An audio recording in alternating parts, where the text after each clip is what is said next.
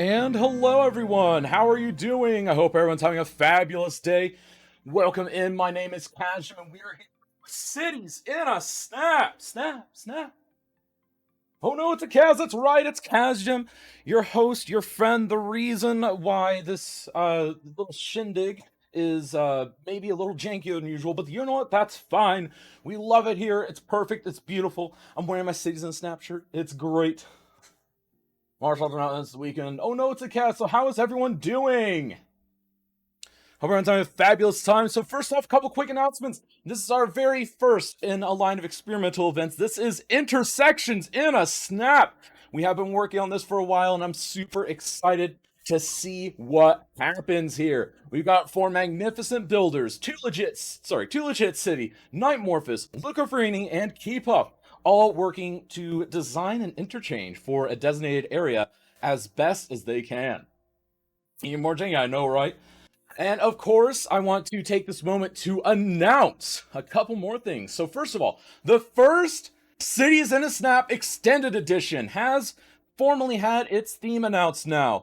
It is Period Cities. That's right. Get your history glasses on. Be sure to do lots of Google research. Be sure to research the time period and area of your choice, because guess what? We're doing Period Cities. Anything pre-1925 will qualify for this. And you can find the entire the entire announcement document, I'll say what it is, over on the Cities in a Snap Twitter. And I'm sure it will make its way onto the Discord as soon as the event is over. It's going to be so great. Absolutely great. Also, a couple of other quick things. We'll be revealing a little bit later today the actual artwork for the Snowfall month of the Cities Skylines art prints that are part of the Cities in a Snap Patreon reward system, the mailouts. It's going to be absolutely great. We'll be pulling those up before too long. Oh, heck, I'm totally in for excited. Isn't it great? You've got or I guess it's roughly 6 days from now, because basically in 6 days at this time, your builds need to be done. So you've got 6 days from now to get them in. And then you submit either, it can be videos, it can be screenshots, whatever. No save games, please. And then we will get together and we will showcase them, and chat will vote as part of a pre-Cities in a Snap event. It's going to be absolutely great. I'm super excited to see. It's going to be great. I can't wait. Oh, it's going to be legendary. It's going to be absolutely legendary. I don't know what I'm more excited about, Intersections or Snap or the Extended Edition. It's going to be absolutely marvelous. In fact, it's going to be more than marvelous. It's going to be perfect and beautiful. There we go. So who all is hyped for that? I'm excited to see all the cool historical builds. Oh, I know. It's going to be so great. I can't wait. Oh, it's going to be so amazing. Gonna be so very amazing. I can't wait to see what people come up with too, because there really are only two rules: no team builds, and then it should incorporate at least one water feature. That's it. That's it. You can do whatever mods, whatever assets, whatever fancy shindigs you want. It's just those two things.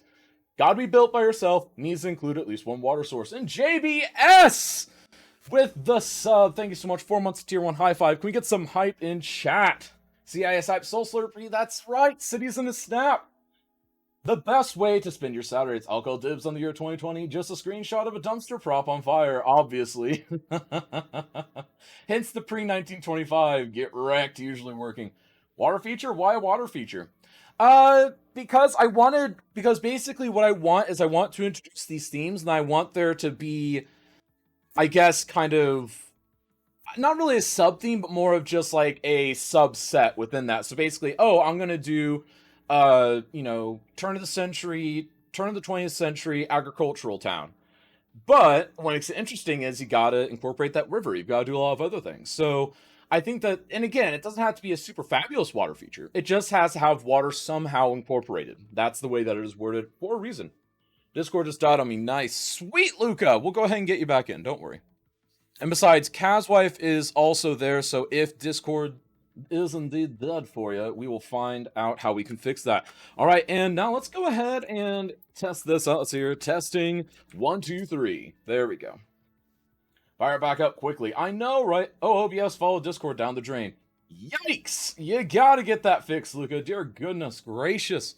Oh my, he'll get it back started, though. I know he will. Can we get some F's in chat for Luca? May have to tell Garrett to hurry up with his Pompeii build.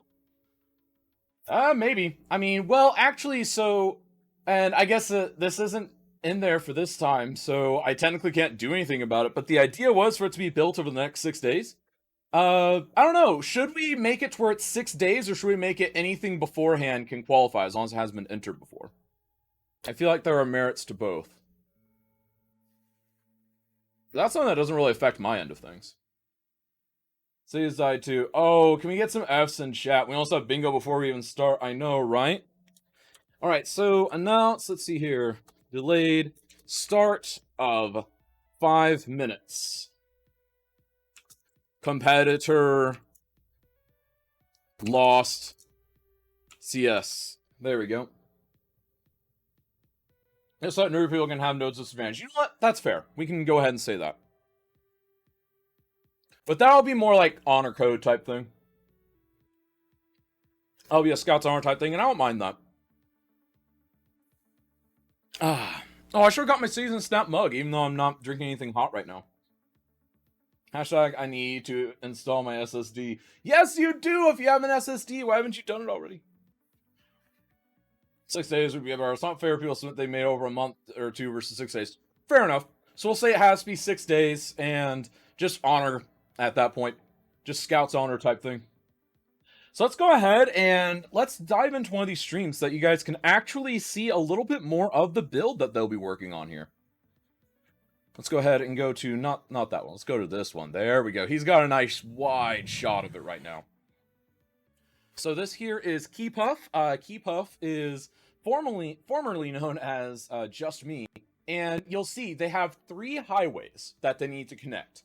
And they need to make an intersection with them perfect and beautiful. And then they also need to not interfere with the existing road networks below, for the most part, except they will be building 2 highway on-ramp systems and off-ramp systems. So basically highway exits. One, at that far left of his screen, you see the little densely treed area there that's going to have a highway exit on it. And then on the right, there's another area with some trees around it that is going to have another highway exit. So there's going to be 2 highway exits and, well, a very fancy intersection. It's going to be really, really fun to see what these guys come up with. Here's to honor. Here's to honor! Oh, I can't wait for this. It's going to be great. Like, I'm already, like, really hyped for it. I'm, like, super duper hyped for it. You guys have no idea. I'm mainly hyped for the fact that Luca's thing is already dead. Let's go ahead and check out Nightmorphous for now, because all hail the Nightmorphous. Let's see what he's up to. It looks like Luca's OBS is back and Cities is recovering. Beautiful. Alright, so Luca's on his way in. So you can see the entire thing they have. So basically the idea that I went for was, what kind of city would someone build their first time, and then they would want to beautify that city with a nice intersection. That's kind of the theme I went for here. Who's on? Who won? No one won yet. We're just now getting started.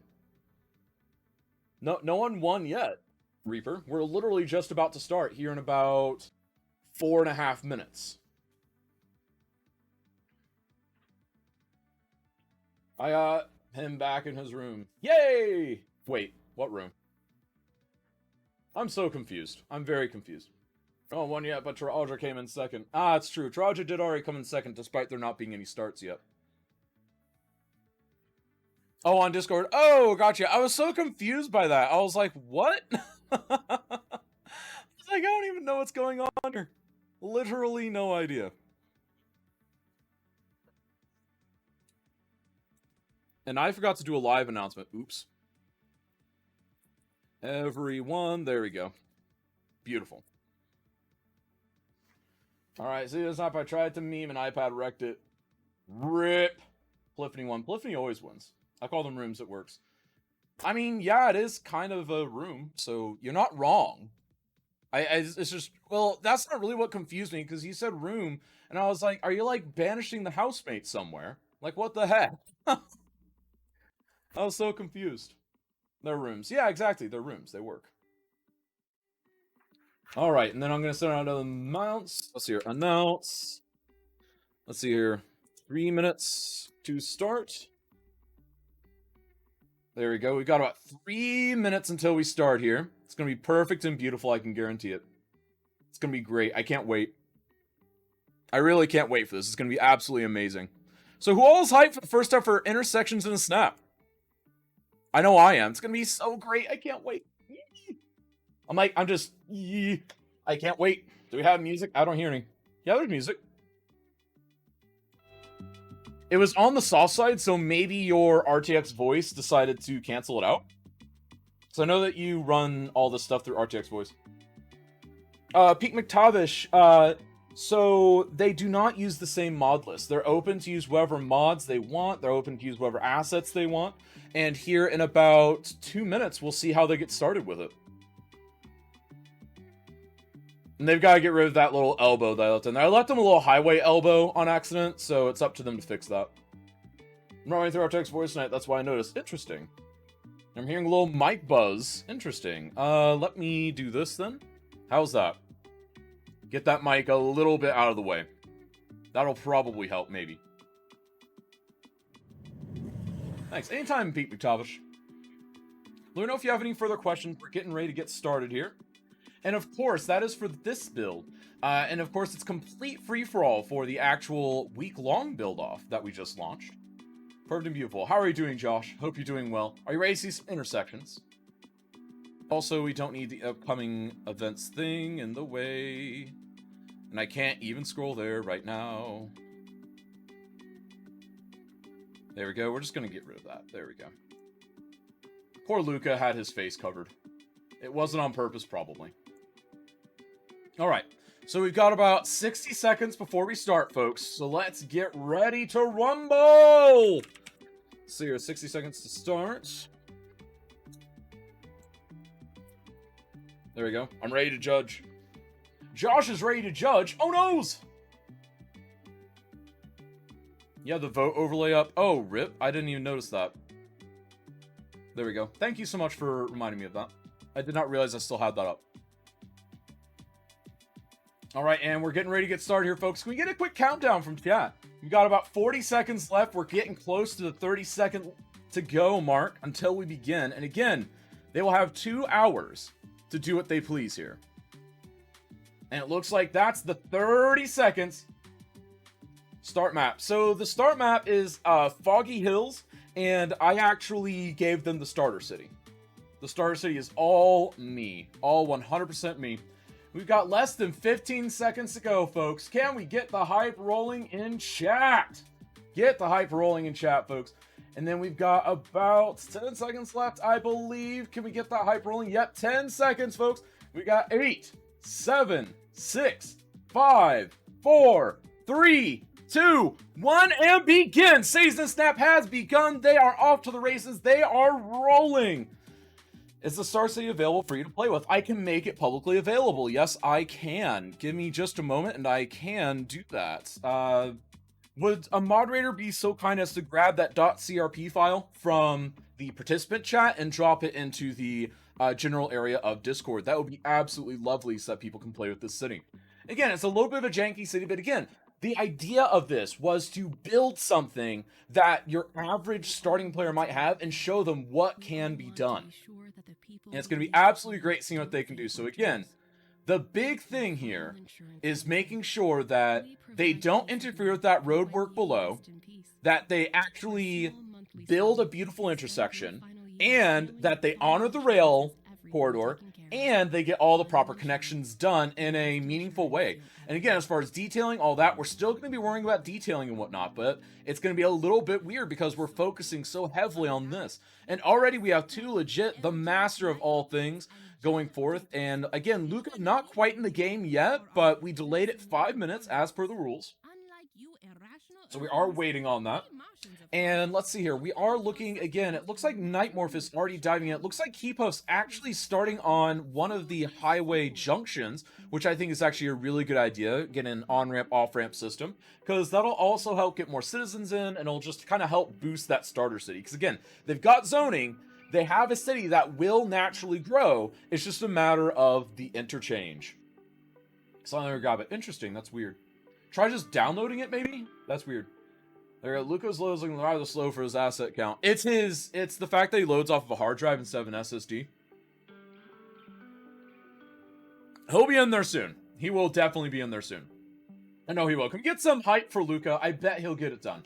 I absolutely bet he'll get it done. Because guess what? He knows what he's doing. He's a legend. He knows everything. And guess what? He is an absolute legend. Absolute legend. I must not have something installed for it. No, you should be able to just download the file. I don't know. We'll figure it out some point, Chaos White. By the way, we are rolling. We are here. And it looks like, again, Too Legit is getting ready to go here. He's got a lot of his highway management skills in, but we're going to go ahead and dive in and see what it is he's thinking about. Well, you shouldn't have to open it. You just need to drop it back into somewhere else. Because the .crp is the city skyline save file. Can't open it to grab it. Interesting. I'll see what else I can do with that later. So it might be available later on instead, Gareth. I do apologize for that. That is 100% mistake on my part. Alright, so let's go ahead and dive in. Let's see what these folks are thinking. And first, of course, we are going to check out Too Legit City. What's up, Too Legit? Hello? Hello? If you're talking, I cannot hear you, Too Legit. Oh, there you are! What did I do? Did I mess up? Oh, no, you're fine. I was just coming in to say hi and kind of see what you're up to. So, welcome back to Season of Snap. Hey, good to be back. Yeah, so this is kind of your, this is your wheelhouse. This is your forte. So, how hype are you that we're finally doing intersections in the Snap? Map's jank, man. It is jank, but it's on purpose. Because guess what? It's going to take an artist. I'm scared. It's going to take an artist like you to make this work. Because again, like, think about all the times that we see those starting cities, like, okay, can you fix this? Can you fix that? Hey, this is my starting city, where do you think? I feel like this echoes a lot of those early cities pretty well. Wouldn't you say so? Because, like, there's some grid, there's some swerves, there's some things that are not quite aligned right, and you've, of course, got that little bit of super separated zoning with the industry kind of far flung over there. It doesn't help that the bridges get jank right here because of the terraforming. It's gonna be tough, man. I actually am a little bit worried about this. Just because of the space constraints. And I think that's the real challenge, though, because obviously any of us can build a beautiful highway interchange, but doing it in not exactly a closet of the city, but doing it in a much more limited area of the city is really challenging, because all of us were used to just like, okay, well, demo that road, demo this road, and now the challenge is I can't demolish everything. Yeah. Oh, that's awesome. Right. And Wolfgirl Gaming, thank you so much for the raid. Welcome on in. You are a legend. Welcome in, Cyber Scythe. So Too Legit, so why don't you tell us what you're thinking here? So what's your strategy? What is your plan here? I honestly wanted to do something unique, but I'm not sure if I should go for that anymore. Really? Why is that? I just realized that my thought process was flawed. Oh, okay. And I actually didn't even plan for a road connection from the interchange into the city. It was just going to be the 3 highways. Gotcha. Well, hey, at least you remembered at some point, right? But It'd be like that, yeah. So as far as this, so I mean, because you're really good at designing stuff like this. So like, what's your actual strategy for figuring out what can I get in this spot? Honestly, it really comes down to if I want to actually maximize the speed, because of the size constraints and how the speed limits are, it's really tough to make a lot of tight turns just because it's, the cars are going to slow down. So because of that, it's kind of like, do I give that up so that I have something compact and, fits and looks somewhat okay? And that's really what I'm trying to weigh out right now. Whether I want to try to have, make them go max speed or try to just have something that works. Nice. I really do like that. So again, it's about that trade-off, like you mentioned, because even with, real life, highway and city planners and all that, you've got to sit there and weigh out, okay, how much space do I have? How much speed am I going to lose? How much safety can I possibly have in this area? And you've got to try and find the balance between all of them. And it's impossible to have 100% of all of them in a realistic situation. I think that that's something that this competition today is really going to help highlight, the fact that you're never going to be 1,000% happy. It's more about satisfying the most parties in the most apt way possible. Yeah, usually. But for the most part, hope I do good. Awesome. I think you will do great. And again, folks, this is twitch.tv/2legitcity. Don't forget the underscore. And we will be back with you around the halfway point, my friend. Thank you, Kaz. All right. And now we're on to Nightmorphus. What's up, Nightmorphus? So, how are we feeling? Nothing good, but well, other than that, I'm pretty nice. Nice. So you've already got a highway connection in. Like, you've already got 2 of the highways connected. That's great. How's the third one going to connect? That's the problem. Exactly the problem here. I can't really imagine how it could be connected, but I'll do something. I'm pretty sure I'm pretty sure you'll have something great. I'm really sure you will. But so as far as your actual strategy, so do you have a strategy for like how you're trying to manage? Are you going to go more for form? Are you going to go more for function? Are you going to try and go for a hybrid approach? Are you going to try and talk yourself into a corner on accident? So I mean, what's happening here? Well, sure, I want something that works pretty good. Well, so I'll go more for the form, or for the sake of the traffic, probably. And if You I know got what? enough time, I'll go for some beautification or something like that. I like that a lot because again, like you got to worry about form, you got to worry about function, but oftentimes we can get the function and then adjust for form, whereas it's a lot harder to go for something beautiful and then make it function at a high level. So I think that you've got the right approach here. So what was your initial expectation with this event? Because I know that you're one of the people that were like, hey, this sounds like fun, but I mean, was this really what you expected the event to be, or is this completely alien? What were you expecting? Oh, more or less, it's what I expected to be honest. So it's not a real whoops. It's not a real. Always forgot that this emoji had the. Those are the elevated highways over concrete, Ah. right? Exactly. It's Those always are a that popular separate one for kind doing of good problem. interchanges. They're really popular because they're so good on so many different levels.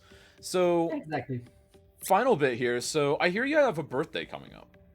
Yep. Next Monday. Next that Monday, will be nice. Well, can basically I go a ahead and wish you a pre-birthday. happy birthday on behalf Thank of you. the City Skylines community and the Season Thank Snap you, everybody. community? Awesome. Everyone, be sure to wish Morphus a happy birthday. And Morphus, we'll be back in with you around the halfway point. But until then, do you have any final thoughts? No, to be honest. Okay, that sounds good. So well, to be honest. Yeah, I know what I'm doing, more or less. See, that's the key, more or less. So we'll check in More with you or later, less. my friend. Best of luck. Again, folks, twitch.tv/Nightmorphus. See if he is doing a good job, and be sure to cheer him on. And also wish him that happy birthday. Bye. And then, of course, folks, before we move on to the viewers, I want to again welcome those that rated in, those that have joined in. I'm in for anything, Gareth. Oh, I know, right? It's going to be great.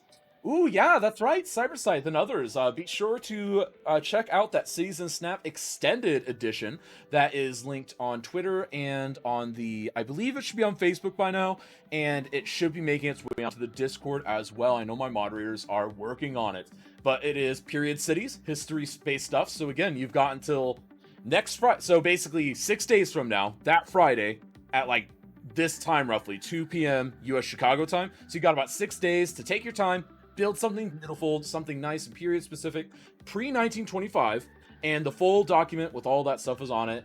It's a one-page document, easy read, and you just submit it on Discord. That simple, that easy. So let's go ahead and check out other stuff. Hey, Snap, what I missed? You missed a couple of the announcements at the beginning that we'll be getting right back to, because we've got a couple more interviews to get into. What are the rules for today? So Google knows me. The rules are, they have to build an interchange to connect the 3 highways that I gave them without disturbing the road structure of the city, while also building 2 highway connections from the road system in pre-designated areas that were decorated with the dense trees. Keepuff is working on one of those highway connections right now. Nightmorphus and 2Legit are working on the intersection proper, and it looks like Luca is working on just getting the legs of highway in where he can. But yeah, it's gonna be absolutely amazing. So let's go ahead and check out the third right here. So let's go ahead and check out what the magnificent Luca has to say for himself. What's up, Jesus. Luca? What's up, cats? We got the game running in the end. We did. But we dude, did. I have good news for you. Please Do you want to hear the provide good news? Yes. It's Intersections and Snap Day finally. Yes, it is, and I'm so hyped. I know. So, is this the kind of thing that you imagine? Because you're one of the people that whenever we first floated this idea a few months ago, you were like, "Oh, that'd be so great," and you keep talking about it's gonna be so great. It's gonna be so great. Because much like me, you're also a bit of a nerd for the perfect interchange and the perfect curves and having all the perfect markings, which I'm sure you'll get onto at some point. Yes, But, because we have the 2 hours, you bet I'm gonna get on that in the last hour. Oh, it's gonna be absolutely great. If So- I'm not gonna be so far behind, I am gonna do that absolutely 100%. You're only about 3.5 minutes behind, so that's actually not too much, especially for someone like you that likes doing this stuff. But my question for you is this. Is this the approximate scenario that you imagined? Yeah, just about. I was Really? expecting a little bit more hills, but other than that, this is really good. Also, I have a question, just very quickly. Yes, sir. Hold on, just gonna get this piece, just that piece in. I need to enable anarchy, but so these highway, you need to connect those, right? Just there and there. Yeah, those So- three highway. Now, those little elbows, yeah, you can get rid of those elbows. Oh.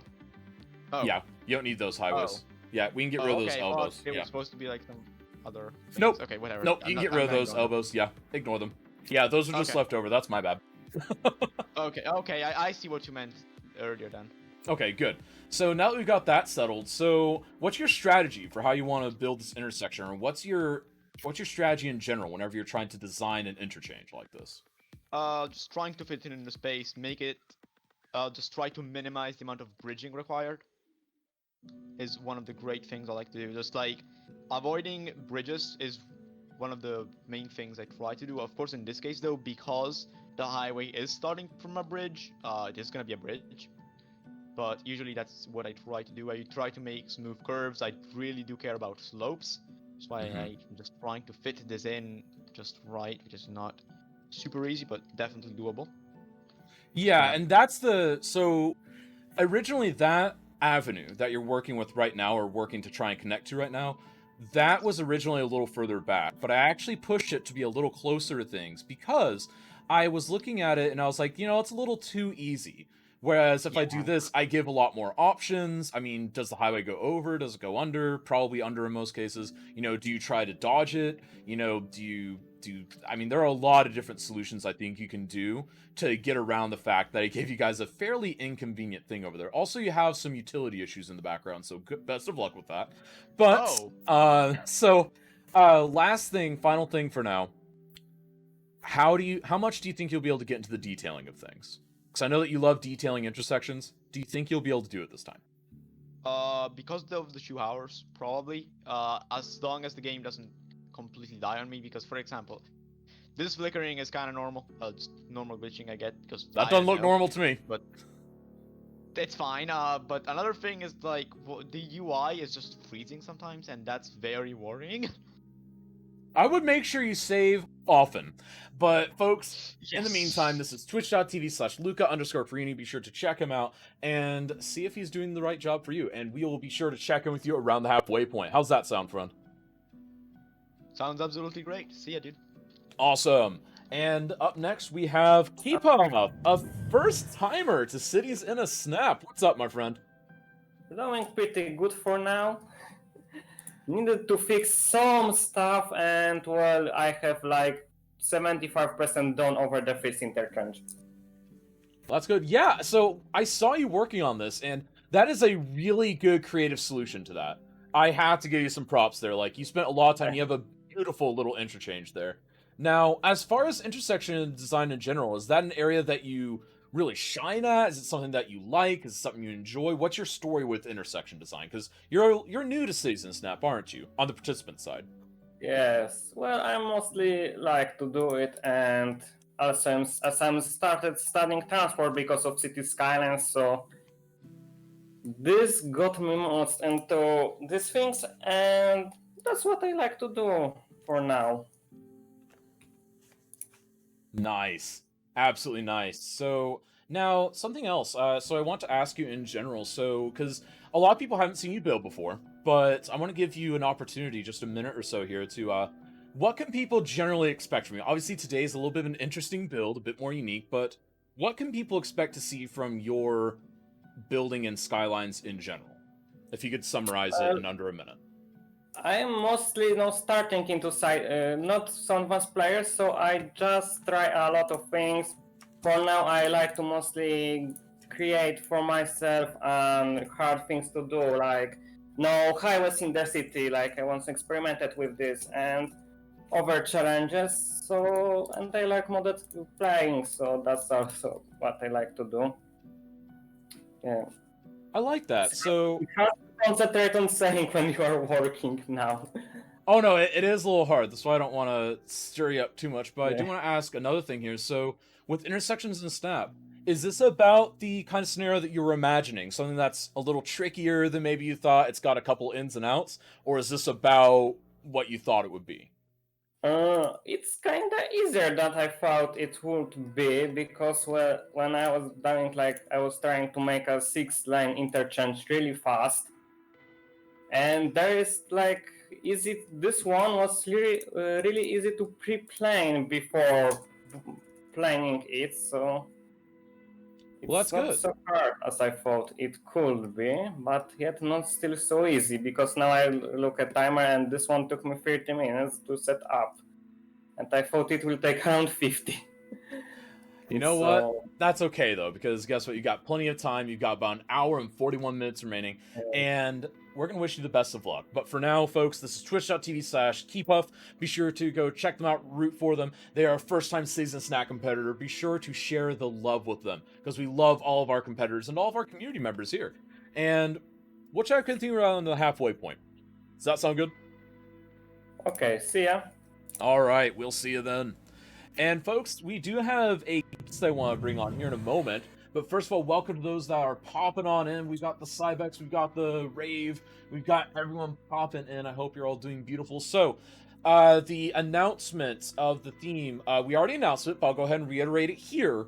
The actual theme is period cities. So you'll be able to build a period city. Anything pre-1925 will qualify, because I think anything past that, and it just gets a little bit too...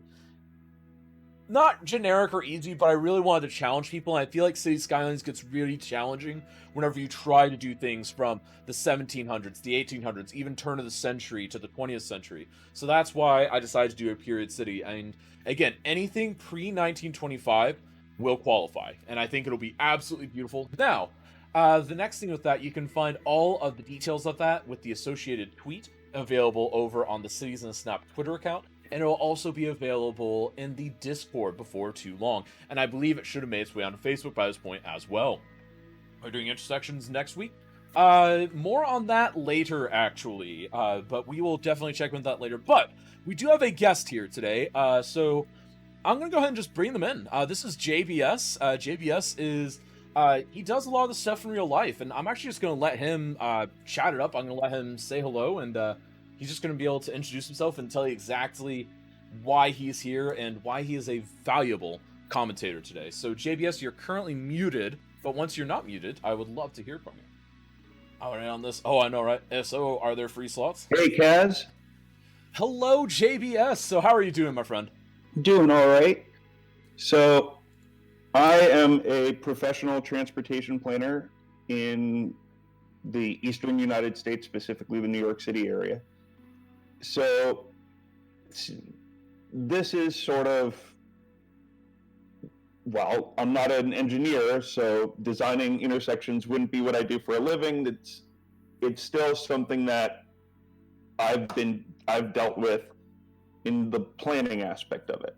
One thing about intersections and interchanges, highway interchanges, is trying to fit them into the existing infrastructure. And that, I think, is going to be a very interesting task that these competitors have to do.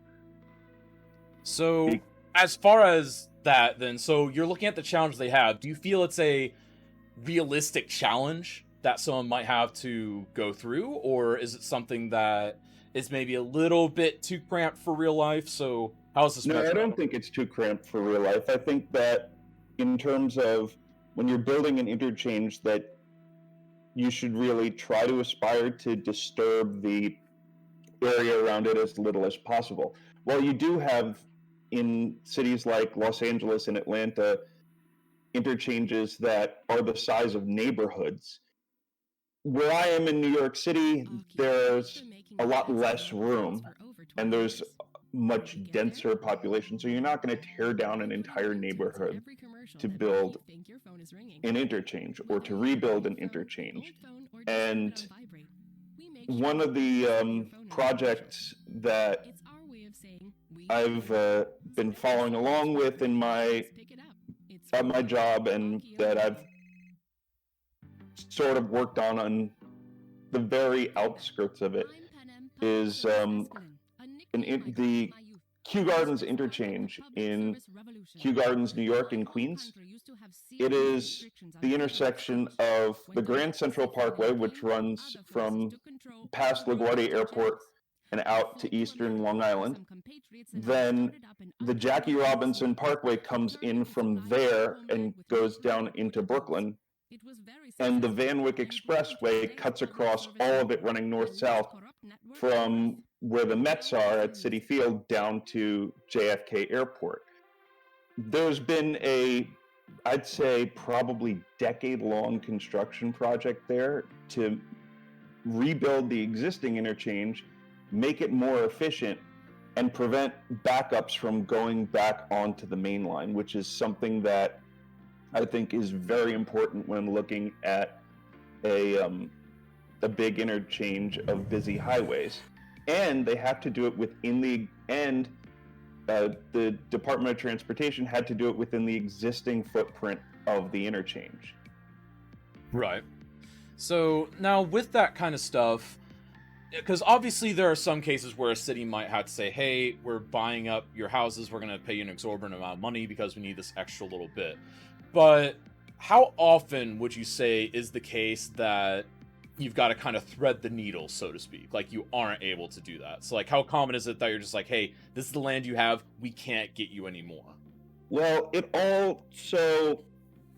depends a lot on how dense the area is around an interchange, and it depends on the city as well. In the places that are more compact, there's always going to be a lot less room to build around. In places that are more spread out, you're probably going to be able to you're probably going to have a lot more space, and consequently you're also probably going to have a lot fewer properties to deal with. So if you're looking at like a big downtown interchange, if you're building through an already very dense area, you may have to buy out an entire apartment building's worth of residents. That can get expensive very quickly. So at that point, and that was done back in the 1950s and 1960s. Right, But- there are big issues with that because I mean, a lot of it actually came down to civil rights issues, even for some areas. So It really did. It came down to civil rights issues in New York too. The South Bronx was basically created by the Cross Bronx Expressway, which cut through the Bronx in New York City. It'll definitely be interesting to see how these competitors take this, because not only are they interchanging between these three highways that were coming in, but getting into the street network. There's the rail corridor, the existing streets that they need to maintain. And I think that is a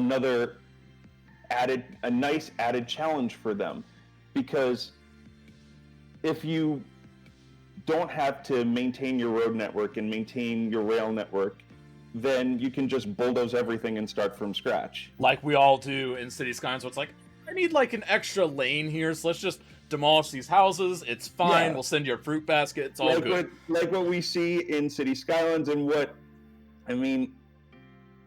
Anyone watching any Colonel Failure Transport Fever stream knows Right. when the bulldozer is going to come out, and so, but that is certainly not a realistic solution to just.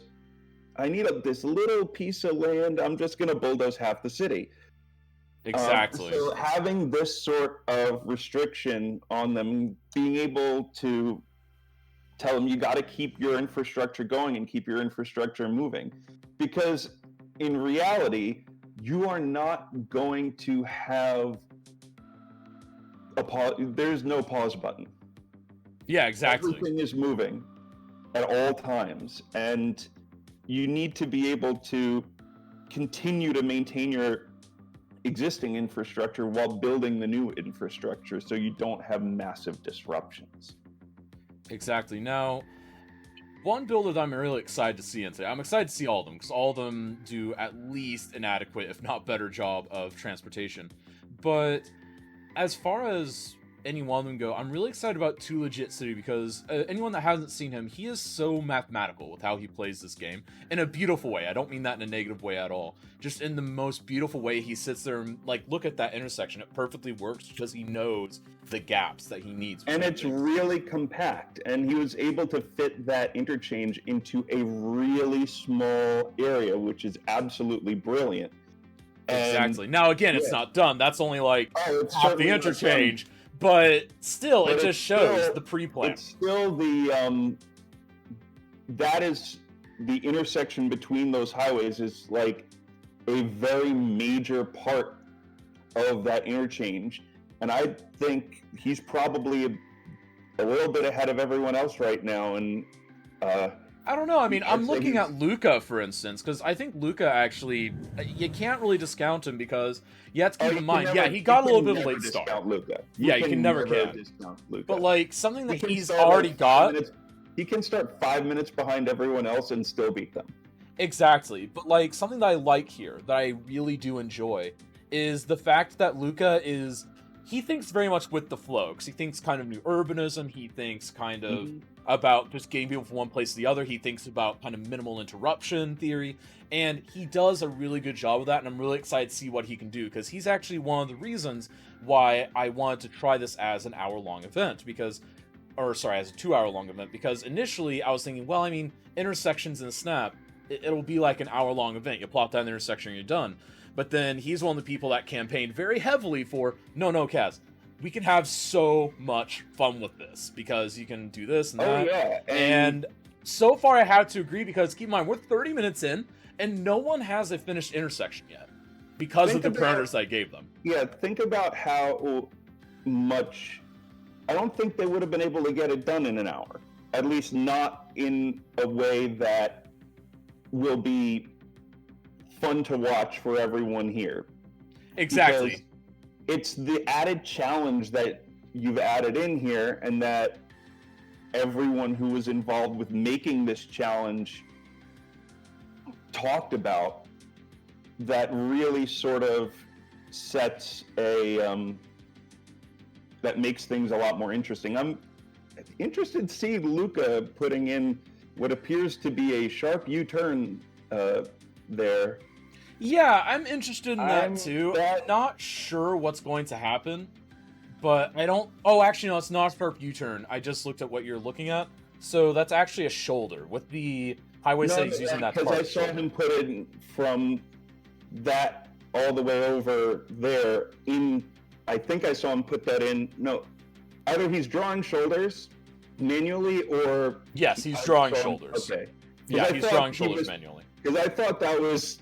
I thought for a second that was traffic president and that he was... Oh, no, really that's doing the intersection markings tool. The Yeah. phenomenal thing of the last 6 months that has revolutionized our lives and caused me to waste hours of mine. But, Oh, yeah. it's City great. Sky, like, how many years are we into this game now? It's like- going on 6. It'll be 6 on April 25th, I think? Yeah, and That's mean, Sunright. No, it's March almost- 25th. March 25th. So we're and about I'd 2 say months just away. looking at it now, okay, now looking at it from overhead, seeing all of what Luca is doing, that is certainly, he's got those connections, those first connections in right now. So Exactly. Now, what do you that think of is- Key Puff?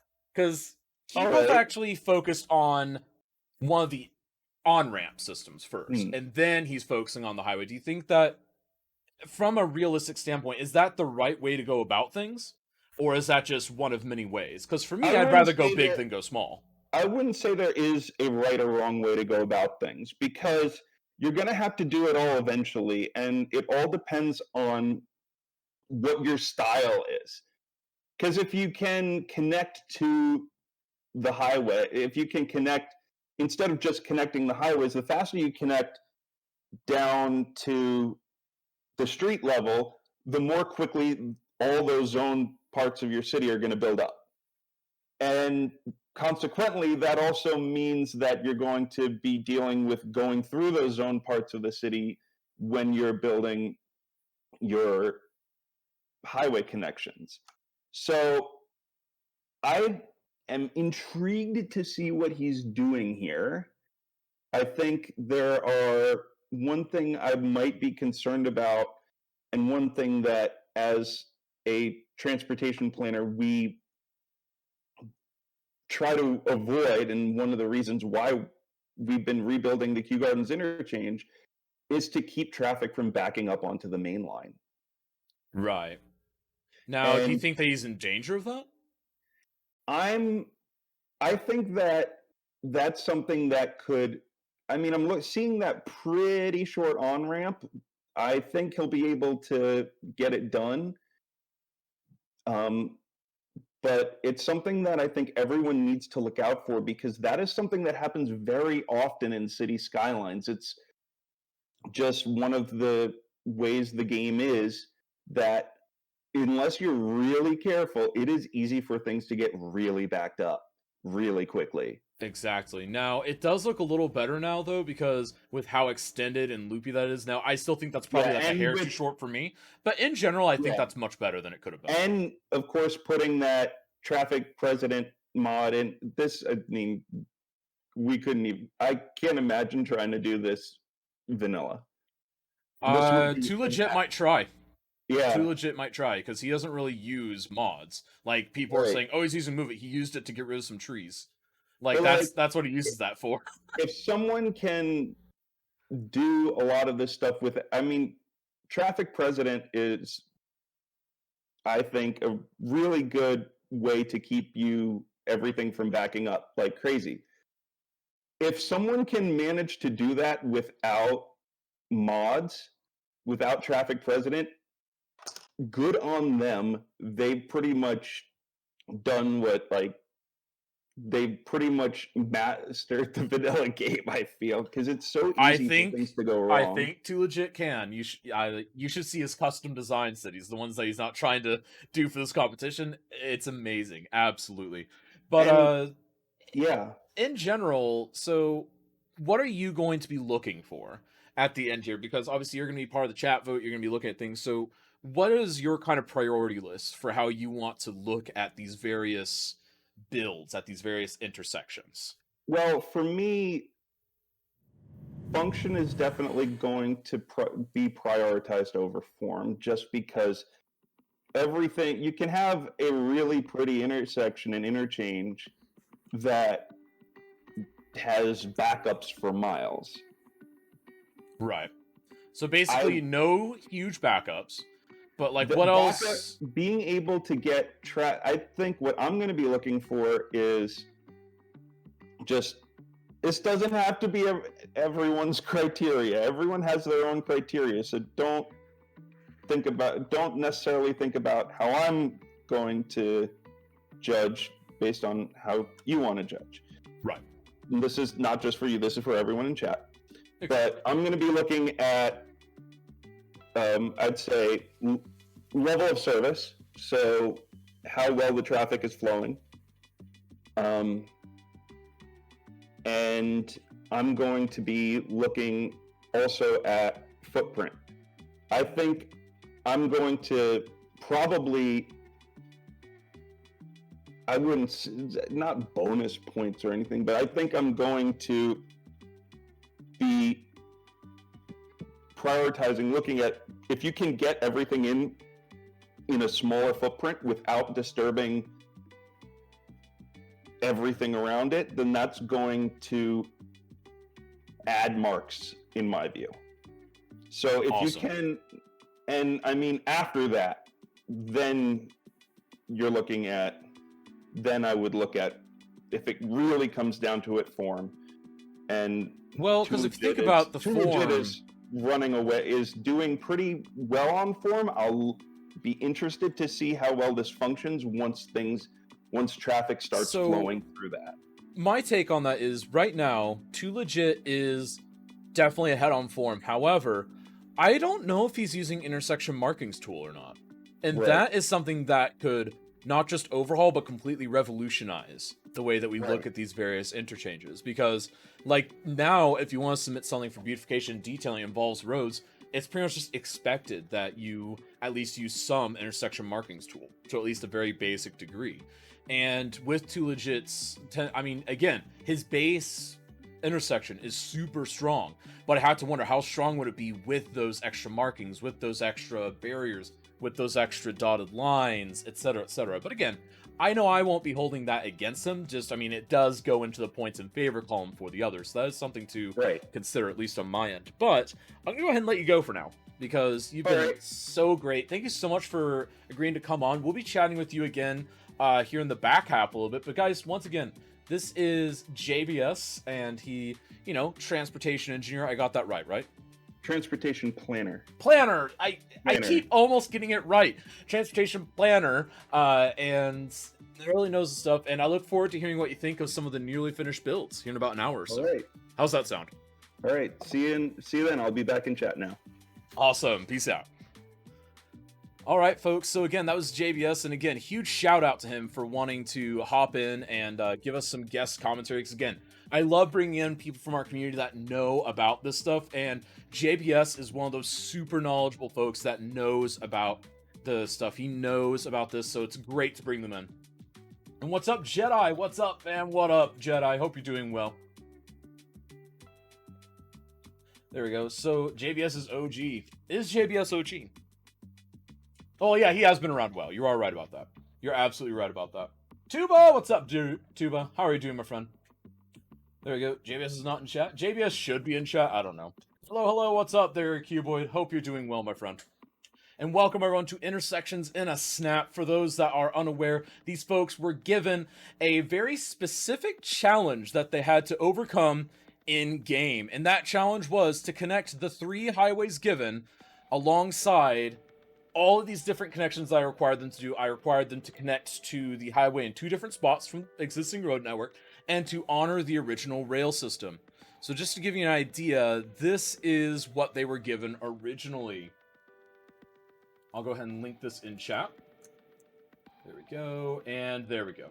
All right, you guys should now have the link available to use in chat. So basically, again, what that is that was their beginning scenario. That's how they started. They were told, connect these 3 highways, connect to the highway with that avenue over there, and then there's another road off to the left that they also have to connect with, and they have to honor the original road system. And it'll be up to us to determine who does it the best. And as JBS mentioned, there's form, there's function, there's all that stuff. So we're going to be using the normal Says and Snap rubric. It's just going to be retooled a little bit. Gaz, my man. Jedi, my man. How are you doing, my friend? Love the idea of this. I know, right? So no bulldozing. You cannot bulldoze those roads. You cannot bulldoze those roads. That is the challenge. And Jedi, I know you love designing highway interchanges. So if you have some commentary, feel free to let me know. There we go. Pete McTavish, dude. Good seeing you around again more often. Yeah, Pete McTavish, the man. Does Pete McTavish in chat run? I know, right? There you go. I know it's almost forcing you to play video games. I know, right? And thank you for the follow there, Literator. I hope you enjoy this event. And also, folks, brief reminder that we launched about 45 minutes ago, formally, or actually almost an hour ago, the first ever Cities in a Snap Extended Edition. That's right. You have until next Friday to submit your Extended Edition builds. And the first Extended Edition is Period Cities. pre-1925, so anything from 16, 17, 1800s, ancient. It can be all the way through the year 1925. It could be turn of the century, if you want. Period City, you choose what it is, and you submit it on the Discord, and then before the live event starts here, so starting at 1:30 p.m. next Saturday, US Chicago time, we will actually be rating them, talking about them, showcasing them here on stream, and it'll be a 100% chat vote on who wins. And again, I'll invite you all to submit to that. You've got the next 6 days to do so. It's going to be absolutely hype. I can't wait to see what we got in. There we go. Doing good, season step. Just working on some music. Nice! Glad to hear. What's up, Ship? How are you doing, my friend? I hope you're having a beautiful day. Are you indeed having a beautiful day, my friend? There we go. Reaper! That's right, the Reaper is in. Make sure I have games from the 2016 sale that I still haven't played. Yikes, Jedi. Absolute yikes to that. Is it Dot Cities? I don't... What? I don't know what that means. But if you're asking, is it supposed to be in City Skylines? Yes. Yes, it is. Alright, so let's go ahead and check in again on our various competitors. So again, first up we have Too Legit City. Those that have observed him know that he is the vanilla roads, intersections, and traffic master. And right now he has his central interchange pretty much done. But he has to connect to that avenue, which I'm not sure if that's the intersection he's going for. He'll lose a couple points on that, I think, because he's not connecting to it in the intended area, the one that has the dark line of trees around it, but we'll be back on that. And he does have another highway intersection build over there. Period cities. Oh, gotcha. Yep. Period historical theme cities. Yep. Period historical theme cities. It's going to be absolutely great. I can't wait to see all those builds. It's going to be absolutely wonderful. So next up, we have Nightmorphous, a regular and a mob raider around here. Nightmorphous is designing a really interesting thing where it looks like I'll call them the East and the North Highway if you're looking at the base game map. So the East and the North Highway, he is actually connected together as one long highway chain, which I like. And then it looks like he has this other highway that kind of terminates in the city, but also connects in a few places. That is a really, I guess I would say, interesting connection. I'm very interested to see what he does with that in the long run, because he still has to connect to the city, and I am curious what he ends up doing, because I know he does use some intersection marking tools stuff, but I'm not sure how he's going to be utilizing them here. Might you Grathamy in here? Sometimes. Not lately, Grathamy has been otherwise occupied, but normally he's around somewhere. There we go. And now let's go and check out Luca. So the mighty Luca, like me, is obsessed with intersection markings tool, but for a good reason. He enjoys it, he loves seeing what it can do, and he also is quite good at it too. And he's actually one of the main proponents behind this event existing. He was one of the people that was like, Kaz, it needs to be a full 2-hour event. And I obliged. I mean, I do think that having it as a 2-hour event is the right call. Might sadly not just let a fire on him to get Pompeii up. Maybe. There goes Soul Slurpee, I know, right? Hopefully the news can do it to him, I know, right? Alright, so let's go ahead and check out our fourth competitor. A new competitor, but not new to the community. Formerly known as Just Me with some underscores, now known as Keypuff. Keypuff immediately went in and has designed some beautiful interchange work down here. Now, he hasn't done the mainline intersection of highways yet, but given that he spent this much time on these, I think an hour left is going to be just enough for him to work on the rest and start detailing it, because he is fully finishing a section before moving on to the next. Now, the one thing I will postulate is that I think he might run a little bit out of time, because I think a highway intersection is inherently more work than just a highway connection to the city. So I do think that he's going to run into a little bit of trouble there, but again, that's just me. So guys, what do you think? Which do you think is harder? Do you think it's harder to connect to an existing road network or to connect to highways in an interesting way? What do you think, folks? Let me know in chat. Ooh, Keypuff is just me. Yep, that's right, Keypuff is just me. So he's new, but not... Gaz's wife, I've told him he just needs to get his assets uploaded to the workshop. Yeah, I know, right? And then he can get on with Pompeii at some point. You think the highway interchange is easier? Interesting. Why is that?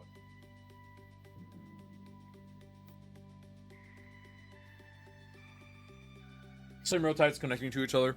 That's fair to a point. But like, what if it's more complex? Like, let's say you have a three-way. Let's say you have a three-way interchange where two of the highways are 3-lane, and then one of the highways is just a 2-lane, like, total. So like, you got two sets of 3 lanes each, and then you've got one that's a 2-lane highway. What then? Because then you've got some interesting decisions to make. Do you split it? If so, when? How do you divide it? How do you parse it out? How does it branch? Does it branch? Do you do a hard intersection? Do you do loops? Do you do swerves? Do you do overpass, underpass? You got a lot of decisions, I think. Really? You think highways is easier? Interesting. Now, would you think highways are easier in this current context? I think having the highway interchange naturally be so close to one of the avenue connections is a very difficult twist. It is, because actually that's one of the things, originally that avenue was further back. That avenue was originally further back. In fact, it was about the right edge of the screenshot that I've shared. However, I decided that that was a little bit too simple, because then it'd be easy enough just to ramp down, connect, bing, bang, boom. Whereas in this instance, what we've had to do is you have to make that decision of what am I going to sacrifice in order to get this connected? And I think that's where the real interest and intrigue lies. Hardest thing about this channel is that so many different densities of road interchange. Exactly. But again, that is a natural challenge that does occur in real life, and it's up to transportation planners and, you know, civic engineers to figure out how they're going to do that, or if they can do that. Or are they going to have to go to the council and be like, there literally is no way to do this unless you give us another, like, 50 yards. And I think that's part of what makes this so fun. Mighty O, this is just a simulated area. I wasn't going to sit there and design. I wasn't going to sit there and spend hours upon hours building up a whole city just for this. So I made a small simulation of a city. That would have been many, many hours of work, Mighty O. And I already put plenty of hours into this, so. There we go.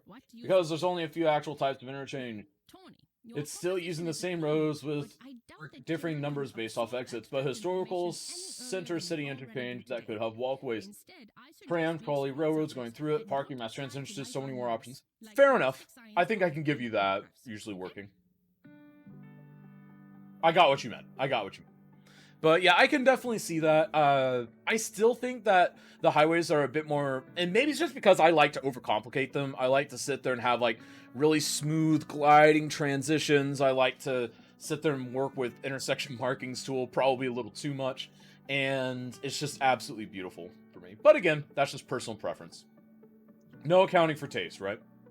All right, so as far as this goes, I am curious to see how much people are going to try and get into things such as the intersection markings tool, because we see a lot of kind of the, I guess, the basics, so to speak. But, you know, are we going to start seeing a lot of like road signs? Are we going to start seeing a lot of different colorations to represent, you know, hey, slow down, hey, this is oncoming traffic, etc., etc.? I think that's where the real intrigue of this event lies. And I think the other thing that's super interesting is, as someone mentioned, that avenue intersection being so close that it hurts. It is so close that it hurts, and it's absolutely obscene. But you know what? Worse things have happened.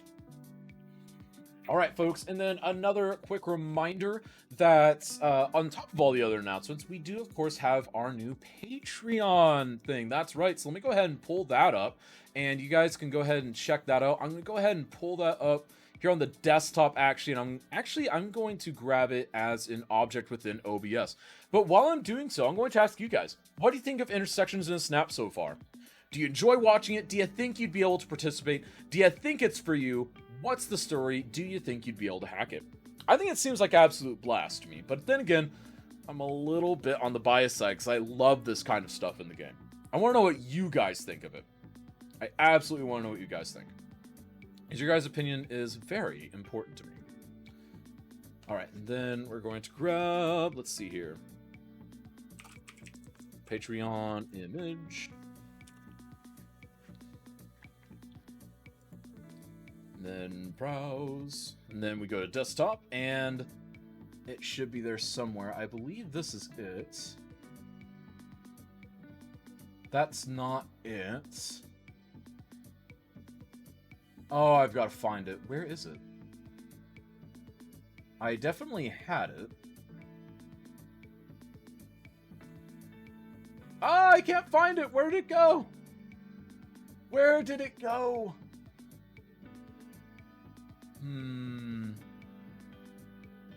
We're going to have to discover where that is, because that is definitely not where it's supposed to be. Oh, no, there it is. Ah, it's way too big. But you can see right above my head here the image that is being used for the Snowfall edition of the Patreon wall art. And again, that is... I sent it to one of my friends to be kind of doctored up a little bit, to have it kind of look a little bit better, because I'm not good at making things look a bit more artistic. And he said that there's a couple more tweaks he wants to make after he sent that to me and told me it was finalized. But you know what? Artists be artists. They like doing what they want to do.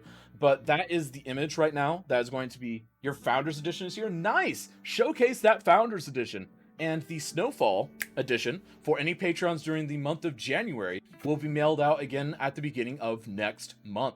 So again, the City Council tier or higher, that's the $10 tier on Patreon, gets this mailed to their door. That's right, mailed to your door, courtesy of Season Snap, as a thank you for helping us run this magnificent event.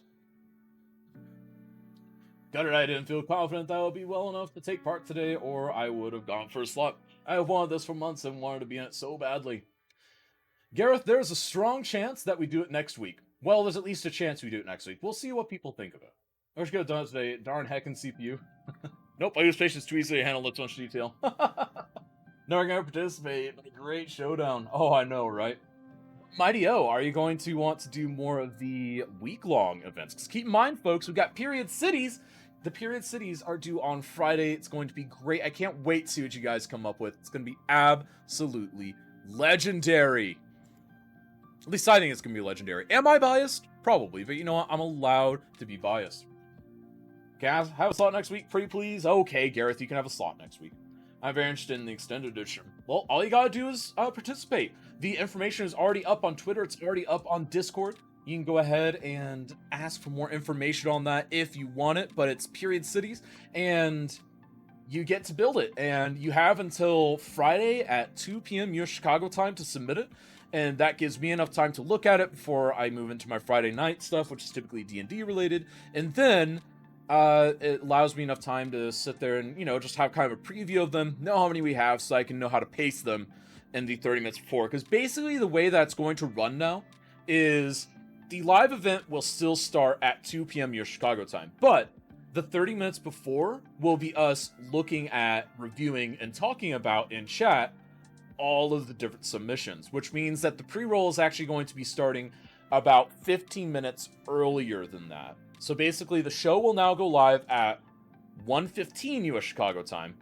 We'll discuss submissions starting at 1:30 US Chicago time, and then we'll take like a 5-10 minute break just before we start the live event at 2. That is the new schedule. Doesn't have to be American, right? Nope, doesn't have to be American. Look at the document. It can be anything you want. It could be mid 18th century Germany. It could be late 19th century Japan. It could be a feudal Japan. It could be medieval Poland. It could be anything you want, really. And that's really what it is. It's a nice open event. And again, 6 days, so you've got a lot of time to work on whatever you want. Pre-1925. When does the year-long Metropolis build start? Oh my goodness. Like, why would you want... Oh man, a year, like... Would people forget about that? I feel like people forget about that over the course of a year. A lot of time. I know, right? We're way too limited being American only, and that's why I'm excited. Yeah, it would be very limiting if it were American only. And that would be not really a disappointment, but it more just kind of be like squandered potential, because that really, I guess that really just narrows the focus a little bit too much for, I guess, what the more open thing should be. And I think that that's something that I really want to make sure that we maintain as something that this is kind of the really free thing. This is the really open thing. This is the thing that is a lot more accessible to those that have maybe been on the edge about whether or not they want to participate, and this way they can just do what they want to do. There we go. And then I've got to drag this down here. I'm very sorry. Editing my OBS scene in a live scenario. What kind of jank streamer am I? There we go. And there we go. There's the Patreon thing. There we go. I should have had that in the ability. Can it be in the future? No, it needs to be period pre-1925. I was very specific about that for a reason. We could do a futuristic one. Because, again, these are going to be weekly things. So this isn't going to be like where we do it once and we're done, or hey, we do it once a month. This is going to be a permanent revolving door. So if you want to do one week, you can. If you want to do one the next week, you can. If you want to skip a week, you can. If you just don't want to participate, but then you see one that you really want to do, you can. If you're going to be busy one week, that's fine. And I think it's just a fun way to, if you see a thing you like, you can dive into it and really dedicate yourself for a week without having to dive into it for like a super long month or something like that. How do you make sure people don't use pre-made cities? Honor system. That's really what it comes down to. Honor system, and also, like, if you come at me with something that I just know could not have been done in 6 days, because I'm pretty good at knowing what people are able to do in a short amount of time, hence all this nonsense, just trust that I'll know. That's really what it comes down to. Trust that I'll know. I'm not saying I'm like the all-knowing or something, but in this case, I'm not really all-knowing, it's more just I'm very aware of how things can work. It's been aware since October. Alright, we've been trying to figure out the details. Yeah, the details have been a bear. An absolute bear. Alright, build and detail one road. Oh, come on, Mighty O, I bet you can do something in 6 days. Child's accepted to making a city Kaz doesn't believe in. I mean, I would never believe anything you submit. Like, let's be real. Because it's usually working. Because it's usually working, but that day it's not. Hence the usually part. Alright, so we're right about the halfway point, and that means that we're going to be starting up our second round of interviews. So folks, do you have any questions for our participants that I need to be lobbing at them or asking them? Be sure to let me know if you have any questions in chat, and we will be moving on to figure out what these folks know about their cities. So let's go ahead and move on into participant number one. And participant number one, of course, being Too Legit City. What's up, my friend? What's up, Kaz? Not much. So, how are you feeling? I don't know what I'm doing with my hands. What? I don't know what to do with my hands. So, you've got the central interchange down. That's good. It looks like... So, what are your plans for the 2 highway connections that were required? Wait, there's 2 highway requirements? What? What's happening?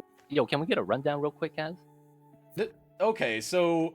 You see those 2 little clusters of dark trees, one around that avenue, and then one around that road on the far left. Those are where your highway intersections are supposed to be. Those are where the access points are supposed to be. We went over this in the pre-Snapchat. I thought it was an option. Oh, I had to do both? Yeah, you got to get them in and out of the city somehow. It's a challenge. Did you misinterpret? Yeah, I thought it was an option, one of the 2. Oh, well, that's a big rip. Go get F's in chat for Too Legit. There's no restraints on this one. That's why I was like, what's the point of... You know what I'm saying? Like, you had the 6 lane here, but nowhere else. Is there any restraints on the left one? I mean, like... It's free open, right? Yeah, like you can interface with that one however you want, and then you got to try and get that connected to the avenue on the other side as well.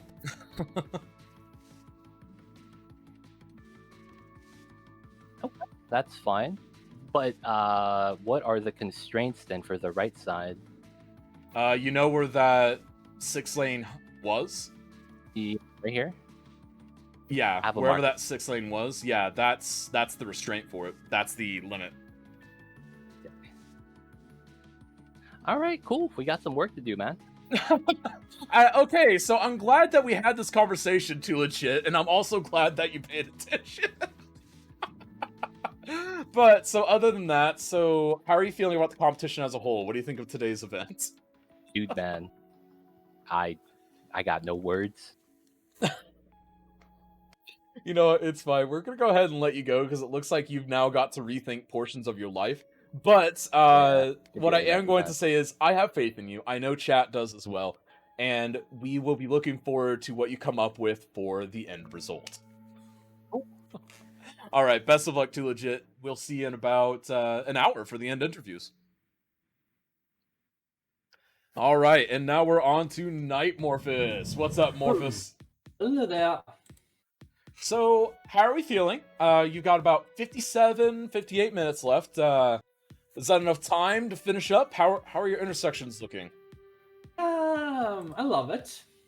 I'm pretty fine, to be honest. Oh, really? So yeah. So it's too easy. Are you saying that we should just call it now and you're done? Maybe not that.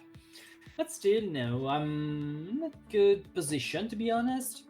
Just need to understand a bit of thing of this area, obviously. I don't completely like it, but it works, and that's what's important, I suppose, for now. I got So- 56%. What are your plans for the two highway intersections, like to get onto the highway with the darkened tree areas? Do you have any plans, or is it just you're still working it out? Yep, I'm just thinking what to create here. As I said, this connection works, but I'm not completely in love with it, to be honest, because yeah, it's pretty janky. It is a little bit I'm janky, but as far as the level of jank, I mean, because obviously function and form or something, it looks like you got function, because it's not backing up, it's not going anywhere. But as far as form, I mean, what are your plans for it? To be honest, I don't really know. You know what? That's perfectly fair. That is a perfectly valid answer. Now, By the as way, far next as time, remember to have the water tower not in the industrial area. yeah, I know. I was doing that. I was trying to see who would catch that. By the way, not everyone has caught that yet. But yeah, not everyone's caught it yet. But there's one person that hasn't caught it. At least as of the beginning of the interviews, one person hadn't caught the water tower placement. So we're gonna see if they manage to catch it. But yeah, that was just a fun little hurdle to throw at you guys. But as far as the actual intersection, so what was your form? What was your plan for getting those highways connected to each other? As I say, these two, the east one and the south one, was pretty obvious that I wanted to connect them directly. The real problem is obviously this one coming from the east. The east. And so yeah, I'll create something. It works, but it's janky. So I need to find a way to jank it a bit somehow, and adjust it with some node controller, some how it's called this one, intersection marking tool and stuff like that. That makes Just need sense. the So it does right- need some TLC, but you know what? That's okay. That's what we're all here for. We're here to observe you do it and be wowed by your doing it. And also, quick reminder, folks, Nightmorphus has a birthday coming up on Monday, so we get some hype in chat for that. So Nightmorphus will be celebrating yet another lap around the sun. That's a lot of laps. I hope you've been feeling the burn, feeling the exercise. A lot. They are a lot. Oh, I bet. But yeah, so in the meantime, we're gonna go ahead and let you go and then check in with you around the end. How's that sound? Okay. All See right. you. And folks, this is twitch.tv/Nightmorphus. And now we're on to Luca. What's up, Luca? It's going. That okay. So what's wrong? Well, you might have noticed how I just stop sometimes randomly seemingly out of the bloom. Well, that is my game just not responding at all to any command. So that SSD, can I trust that you're gonna get installed tonight? No, because there are issues that I need to get stuff off my PC before I do that. But it's not my stuff; it's my mother's stuff. It's all a mess. If only. That's all I'm You gonna know, I have faith in you. But so, as far as the actual design of the interchange goes, you got a nice swooping design. It's very Luca. It's very kind of new urbanism feel. I was talking with JBS a little bit about this. Now, as far as your actual strategy, so whenever you initially looked at it, did you have a plan and you had to maybe change it, or have you been able to stick to your guns with the same plan this whole time? Well, initially because I thought these were like supposed to be Euron highways, I thought the intersections were gonna be that I wanted to make an intersection unidirectional because you would have been able to change directions here. So like this interchange would have only connected this way. Ah. But because that's not the case, I just adapted to that. Now I'm trying to make an interchange just like on S3. Initially, it was just an interchange here, like, I'm gonna make yellow lines that got here, as in, like, usually it used to connect here, but then they wanted to toll the highway, so they made a new whole kind of exit. This is gonna be, like, an idea where you get off the highway, you park, because, like, you know, when there's, like, a huge wave of traffic, you park here, you wait for the light, and they let one lane at a time go. I Or two like lanes at a time in this that. case. I really like that. That's unique, because also you've managed to add a story to intersections in the snap. Usually working is probably very proud of you. I just I want know, you to right? know that. But yeah, now But- I'm just figuring out connecting this side to here. I think I have a plan already. It's gonna be weird. I mean, weird is how we all do it. So I love the ideas that you're going for here, and I think it's really unique, really fun. Now, something else is, do you have any plans for that far-flung highway exit and off-ramp thing? The one that was to the left on the screenshot. Or I guess it's to your right as you're looking at the city now. Oh, here? Yeah, where that other little circle of trees is. Yeah, I have an idea for that. It's gonna be smaller, simpler overall. Oh yeah, it's a little bit more out there. Also, but... because of my glitching, yeah, this is still... Yeah. worse things have happened. You know what? It'll be fine. I have confidence it'll all turn out well. I'm wondering whether I should restart the game right now. Like, this is my... Because will it fix it? That is the thing, right? I don't It's so know. funny at this point. But anyways, so we'll chat with you later, Luca. Folks, this is twitch.tv/Luca_Farini. Be sure to go check them out. Use the links available with the participants command, and we will check in with you at a later time. And now we're on to Keepuff. What's up, Keepuff? Hello there. So, how are we feeling? How are things going? Well, I think I could be ending now if not things for adjust, etc. And I have one question to you by the start. Yes. Can we use copy feature in the intersection marking tool? Yeah, you can totally use the copy feature intersection markings tool. Okay. I There's was no restriction thinking on that. because like, I have bigger parts to do like the roundup. So you're feeling Doing- pretty confident about the last 50 minutes, is what you're saying. It's like 50 minutes left or what? 50. 50. Yeah. Okay, sorry. Well, I think just a little bit of ping, adjusting things, etc. and I'm ready. Nice. So you've definitely got a plan. Now, as far as your actual planning and all that, so whenever we saw the map, all of us, came up with plans and whatnot. Have you had to alter your plans based off of kind of the realities of what's fit or not? Or has your baseline plan that you came up with panned out for the most part? Well, I think for now it's everything is run properly. So I think I wouldn't change anything, and the plan is only this sharp right turn is what I will change, but I will try Right. like that. Well, you know what? You've got plenty of time to adjust that, and again, now you can get into the fun part, the nitty-gritty detailing of the interchanges and whatnot. But I'm really excited about what I see, and definitely a good first showing so far. So, folks, be sure to go cheer on Keepuff, let him know that he's doing a great job, especially as a freshman citizen snapper, and we will check in with you for the end interviews. How's that sound? Okay, no problem. Awesome. Maybe make some stories. Awesome. See We'll ya. see how you're doing. All right, and the teacher name comes out sometimes. It's true, Level Cows made the numbers with his hand like he is watching him. I'm sorry, Brainless. I'm sorry. There we go. And Skipper, my internet sucks. No, it doesn't. Your internet is just good enough to be able to be here and be part of the community. High five. Can we get some love in chat for the one and only Skipper with their prime 2-month streak? Really means a lot. High five. Thanks so much for your support of this amazing community event. It really means a lot. It helps keep the event running. Get the hype rolling in chat. I have no idea why I think that, but every time I see it's like the bird's having an amazing party. I think that's what it is. It's the bird having an amazing party. The teacher comes out sometimes? Yeah, sometimes. There we go. And I have left the room. I was in the wrong room for a moment. There we go. Oh, that could be cool. Ooh, I like the idea that Caswipe just sent me. There you go. I sent you a cool idea. I did just see the idea. I like that idea a lot. I might have to ask our patrons about that, because folks, remember, if you're a Patreon supporter, you get special polls, you get special insights, you get special behind-the-scenes stuff, and you guys are, as soon as the event is over today, you're going to be polled on what you think the next thing should be, or actually you've got an idea, and basically we're going to seek Patreon approval for it, because I think that's important that our patrons have, and, you know, they help out a lot, so I think they have a lot of good insights, so we're going to go to them for some insights. There we go. But thank you again, Skipper. It really means a lot.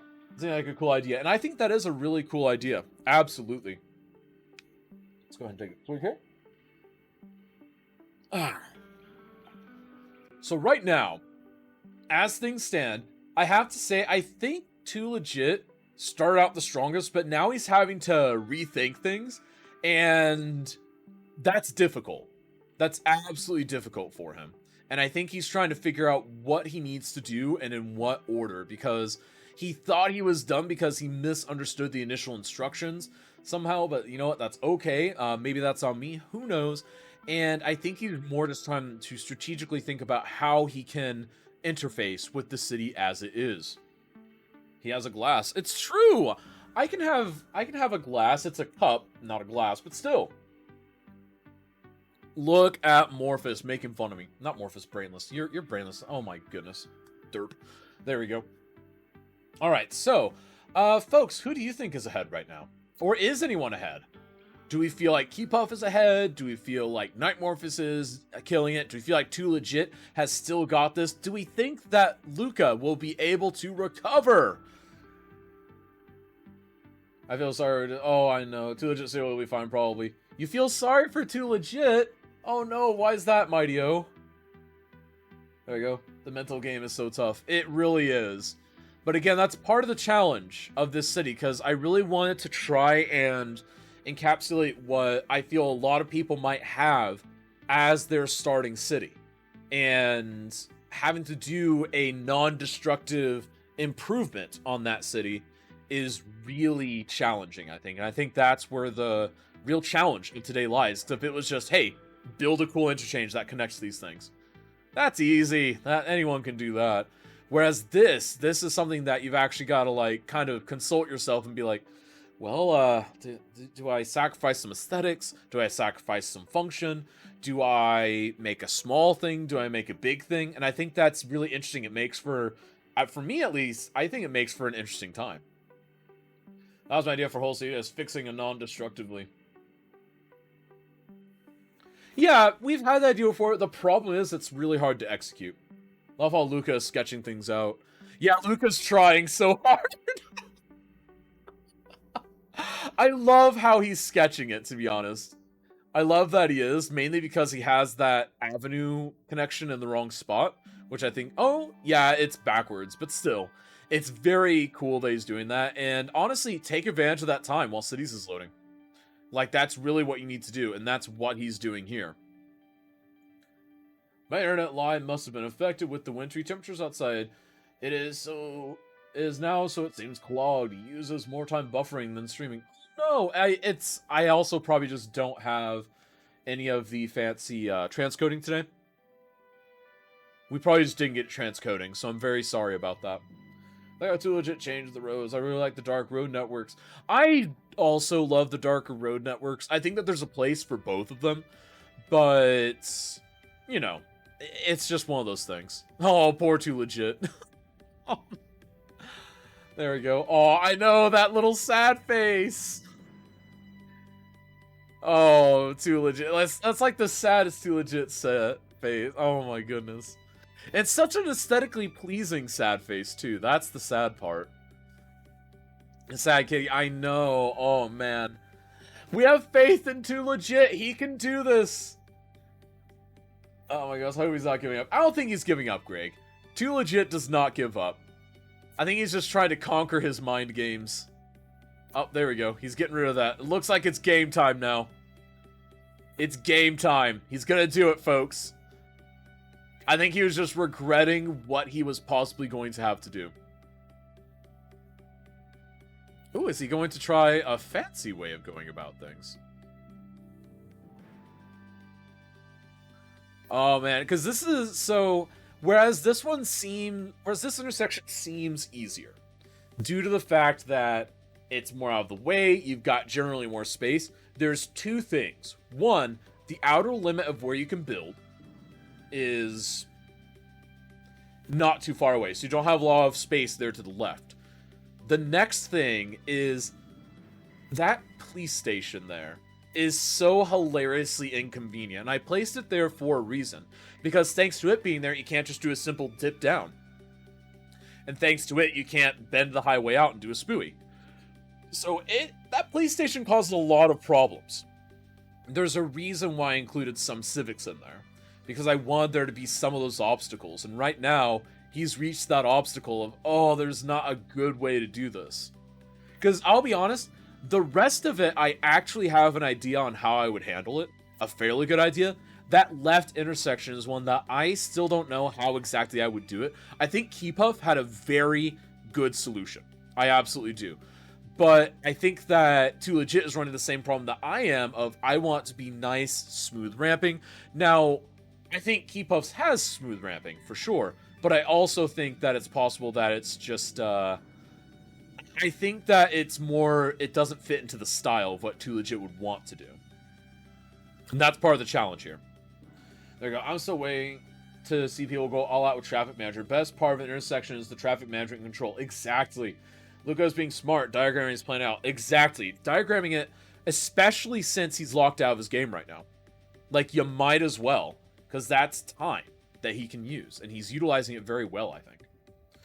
All right, so let's go ahead and we're going to go ahead and drag in this guy. We're going to drag in the JBS. Again, JBS is a transportation planner, and he knows a thing or two about this stuff. So we're going to go ahead and see what he thinks. And are you with me to, I was about to say Too Legit again. Keepuff.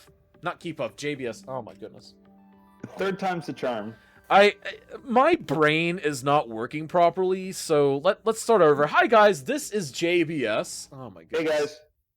All right. I'm so sorry. Yeah, I think Too Legit. We all saw that moment with Too Legit. I mean, feel bad for the guy, but it was kind of funny. Oh yeah. It's like from our perspective, we feel bad, but we're laughing. From his perspective, he feels bad, and he still feels bad. So... But he still has 40 minutes to get it done. I think he definitely can. That police station is going to be the bane of his existence for Deco, they were. A while. Deco, the rules are always made available to the competitors. And there we go. But what I want to talk about also is what Luca is doing right now. He's logged out since he's still in 2008 and using a hard drive instead of an SSD. Yeah. He's having game issues, so taking the downtime to basically just plan everything out and diagram things out, that's great, because that's how it's done really, because you're not going to be able to just go somewhere and just build it. You have to know what you're building. And if you have time, which of course that's not necessarily something you can do in a speed building competition, but if you have downtime like Luca did, where his game was not working and he had to log out, then that is certainly a strategy to keep your mind going, to keep every idea you have and plan things out even while you can't work on it. Exactly. Taking advantage of that downtime. It's kind of like there's a strategy that I picked up in graduate school where it was always keep one of my readers in my backpack. that, I need to be working on for class, because that way, oh man, there's like a 2-minute interruption in the day. Sweet, I can knock out a few pages. Or, oh man, there's like a 20-minute thing because the power went out somewhere on campus and people are panicking. Sweet, I can read through stuff. Like, it's just that little bit of efficiency that just, it helps keep your mind in place, it helps you get stuff done, and it keeps you from losing that time. And right now, I think that everyone has a couple little issues in their build right now. Luca's problem is that he's not in the game. Yes. Very literally, not figuratively. Legit's problem is that he left those auxiliary exits right to the end and didn't know that he had to do them. But which is with fair. Nightmorphous Like, and Keypuff, it's a bit different. Nightmorphous and Keypuff, with Morphous, that interchange from that third highway seems like it's going to be difficult to get right. That you just yeah. through that had one highway going into the other. Which was interesting. We didn't see any of the others do that. I liked that. No one else did that, but consequently it makes that third link significantly more difficult. Now he's using single lane on-ramps and off-ramps to connect that highway, that one highway now, to the other. Exactly, So- and it's that decision-making process of, because you've got to figure out, even with intersections in general, which of these is kind of the tree trunk, which one of these is the main line, Right. which is going to be not interrupted, then everything else is in service of that. And Everyone Morphous made a else very did that. interesting artistic decision. Everyone else went the one that is just going east-west, where you have east-west, like, because it's naturally set up, the map was naturally set up so that you have the east-west road as the through-running road. But Morphous decided to do something a little bit different, and that's definitely taking a risk. We'll see if it pays off in the end. So, what do you he- think about Too Legit's solution over here? I think, I'm interested in this solution. He I built mean- basically an addition to the road, which is not against the rules. right. By the way, because the rule is that they need to connect to that road. So honestly, this is a creative solution to that, I think. It certainly is, as long as he's able to stay within the build area. Right, So- and he's definitely within the build area, it Yeah. looks like. So I am curious, though, why he doesn't have those ramps a little bit longer, because those ramps seem a little bit short to me. They do. But They really that's just do. me. They seem a bit short to me because, again, what I said about traffic backing up onto the main line earlier, that is something you don't want to have. And short ramps like that could lead, very short ramps into a traffic light could lead to traffic backing up onto the main line. That is a thing that I actually noticed with Keypuff, that he was having some traffic issues earlier. If you look at him right now, that's a huge backup on his screen. But that's going to be, he needs to figure out how to make that traffic around there. Right. Now, work. he's increasing speed limits, which is Right. a gut reaction that a lot of folks make. But I don't Mhm. think that's the right solution here. I think the That's real not nec- solution is, I think, smarter management. I think lane-wise speed limits could be huge, because then you have the passing lanes, you have kind of Right. the exit and turn lanes. I think But right that's something here- that could help, but just massive overhauls of everyone go 20 miles an hour faster or 20 kilometers an hour faster. Right. That's because not if gonna get good everyone's results. If you just raise the speed limits, it's not gonna take care of your bottlenecks. The And only at thing that- it'll get rid of is it'll get rid of your oncoming queue. That's it. Right.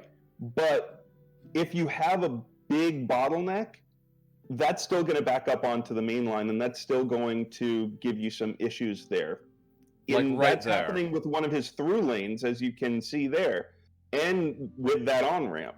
So it's really, you got to look at lane management here and how you can make it so that cars are not, everyone's not trying to get into the same lane.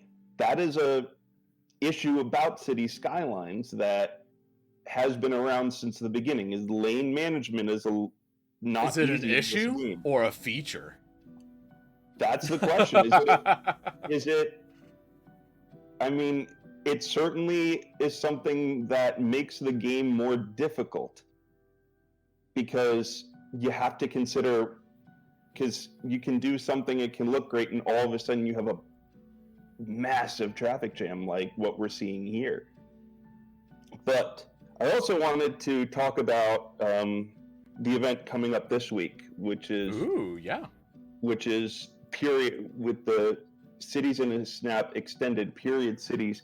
I am really looking forward to seeing what people can do to come for this one, because basically what we see from City Skylines tends to be so similar in a way, like a modern city, or some people will build like a futuristic city. Right. Going back into the past and removing vehicle traffic, if you're going, Or altering it.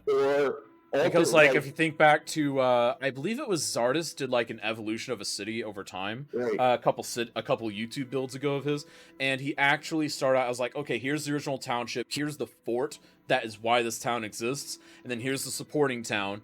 Here are their initial things. So, like, I'm imagining something like that, and then someone sits there and adds in, because I mean, we know the mods that replace cars with like horse and carriage, things like that. Yeah. But I'm also specifically looking forward to seeing what style of cities everyone builds, because there's so many different styles of city that it's been present across the world, across history. Are you going to build something like ancient Rome? Are you going to build something like Kyoto in Japan, which that city's been laid out on a grid for centuries? And or are you going to build something like Industrial Revolution London, or medieval city somewhere in Europe? So those are questions, those are basically unlimited possibilities. You could also build some, like, look at ancient Native American cities, or south, and like in the Incas, the Aztecs.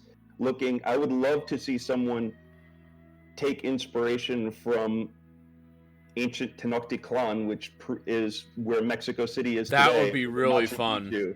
The city on the lake, that would be great. Yeah. And even looking at some African civilizations, African cities, looking at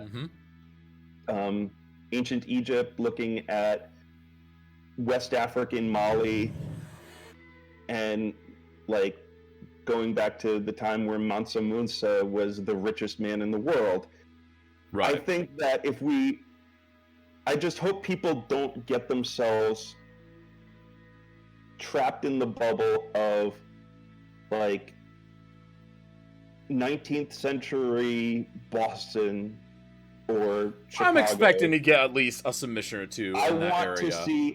But I want more. I mean, that's fine if we have one or two of those, but I don't want every city to be like that. I want people to really think outside the box, because there's so much we can learn from these ancient cities. And exactly. If you look at those cities today, you can see how those cities have built into modern times. Or how they changed, or even how just they were kind of, in some cases, respected, in some cases, desecrated, depending on the culture. But it's really interesting to see, because, like, for instance, if you look at what I think is actually a really fabulous example is Jerusalem over in Israel, because you can literally see the different layers of the city. Because if you look at it bird's eye view, you can see the old wall, you can see the new wall, you can see the addition to the wall, you can see the places where they had to repair the wall in the past, very obviously, and then you can of course see the city itself that built very much past just the original what Jerusalem was. And it's really interesting to see that. And maybe because part of what I think makes Cities in the Snap special, everything from intersections in the Snap to the week-long historical thing to doing Snowfall to work with industries, is I like to think that we improve as a community every time we have one of those builds. Because let's say you do one of these historical builds, you're now going to be thinking in that regards whenever you design your next city. Basically, hey, why does this exist? Did it have an old city under it? If not, why not? Or hey, hey, I'm building a city. I have this intersection. I'm going to challenge myself to not demo any roads or destroy any houses while getting it in here. And I think that is the kind of tangible benefit we see, because a lot of people have even mentioned that one of the things they love about it is they feel that they learn a lot. And I think that the historical bent is definitely going to help with that. Right. And one thing, I want to give 2 examples of 2 Japanese cities. Kyoto and Kyoto's a Tokyo. good one. Kyoto being the old capital of Imperial Japan before the 1800s, and Tokyo being the current capital and the former city of Edo, which was the seat of the Tokugawa shogunate. Exactly. While Tokyo was firebombed in World War II, so you don't really Yes. see as much of ancient Edo left, and it was like completely rebuilt in the 50s and 60s, and is a modern marvel. Exactly. Kyoto was spared the bombings, and It's so suffered you see plenty a in the lot of past, it though, in today. general. Yeah, Because But Kyoto, also it has- was raided very regularly. it for was a raided while. very regularly, especially in the Meiji Restoration in Tokugawa. Exactly. Because it was seen as and- kind of, quote, eliminating the old. And that's Right. really what they were trying to do during that time. Because they're just like, let's fully embrace the West and forget anything that came before. It's like, no, Right. don't do that. But the thing about I want to look at these 2 cities in particular is because of the way the street layout is. It's easy to walk around Kyoto and navigate Kyoto on foot because it was built in a grid system based around the Imperial Palace and the various castles. And it's very straightforward getting around that city. I've walked around Kyoto and been fine. Right. Tokyo, which is gotta be one of my favorite cities in the world, mainly because its transportation system is absolutely nuts. I do But agree, it is the nuts now. The streets are all curvy, Mhm. and there's no semblance of a grid because it was a samurai town and port. So Mhm. it was built by samurais really to repel invaders. Make it as difficult as possible for anyone to really invade the city. And it is a pain to walk around, which is why I take the train literally everywhere when I'm in Tokyo. I mean, don't why even take wouldn't the you? bus when I'm in Tokyo. I don't even take the bus when I'm in Tokyo. I'll take the bus in Kyoto. I will not take the bus in Tokyo because I don't know where anything goes. I mean, who does in that case? Yeah. But so, as far as now, I'm curious on your opinions on this. So, whenever it comes to the intersection design plus an older city, what kind of considerations do you have to take? Because obviously, progress has to be made in some cases, and sometimes, concessions have to be made. But whenever it comes to something historical, like, just how much can you encroach on something historical when you've got to get that new interchange in? That is something that I feel like, especially in recent times, has been a real focus on historic preservation and trying to figure out how you can fit new infrastructure in while not disturbing old historic neighborhoods. Exactly. Because And- of things that happened, particularly in the 50s, 60s, etc. Exactly, because of urban renewal, because of ethnic displacement, Mhm. which today, of course, has its form in gentrification. So, a lot of that, at that point, going through the process, if you're going to do anything in a historic neighborhood, you have to go through a lot of different processes to document the historical preservation, to give more reasons as to why you need to alter this area. Right. And it takes a lot more to justify that now than it did like 30, 40 years ago. Like today, you would not be able to tear down Penn Station. And, Exactly. Today, that would be seen as like a high crime. Like at most, you'd be able to like make an addition to it, but we probably had to make some deal that, hey, the 95% that you didn't touch literally can never be touched. I mean, people freaked out. Like there were protests over the demolition of Penn Station, and the demolition of Penn Station led to the historic preservation movement. And it took from 1964, when the original Penn Station was torn down, to New Year's Day this year, when the new Moynihan Train Hall opened in the old post office building connected to Penn Station, that Penn Station was basically just a rat maze underground. And very unpleasant to use and very inadequate for its users. Now that things have been moved over, they can start really renovating the existing Penn Station, which is part of the plans now. Exactly. As a more focused commuter hub, and that's another way of looking at old infrastructure and actually using it for something different. Because the post office hasn't been, I know we're getting a bit off track here, but the post office hasn't really been used to its fullest capacity there in decades. All the sorting has moved elsewhere. There's a sorting facility a few blocks away, and most of the sorting is done across the river in New Jersey. So people are wondering, okay, how do we reuse this space? And so turning it into a railway station is an adaptive reuse, and that's something that you're seeing a lot these days in terms of planning. And that also in terms of looking at adapting historic infrastructure, historic buildings for current infrastructure. That is something that that is being done a lot more these days. And I mean, trying to fit in highway interchanges are always going to be majorly disruptive, just like building a highway through a historic area is going to be majorly disruptive. Exactly. You're gonna have to give a reason. Why does it have to go through this area? Why can't it go around? So if you want to, when you're dealing with the intersections in historic areas, a lot of the times they just don't bother and they go around. Well, exactly. And that is fair. But again, it's one of those things because sometimes you do have to make concessions. And it's one of those things that it always stinks when you have to do it. But it's one of those things that there's only so much that you can stand in the way of progress on it. It's up to our historians, people that do historic preservation. I can't stop looking at Two Legits Roundabout right now.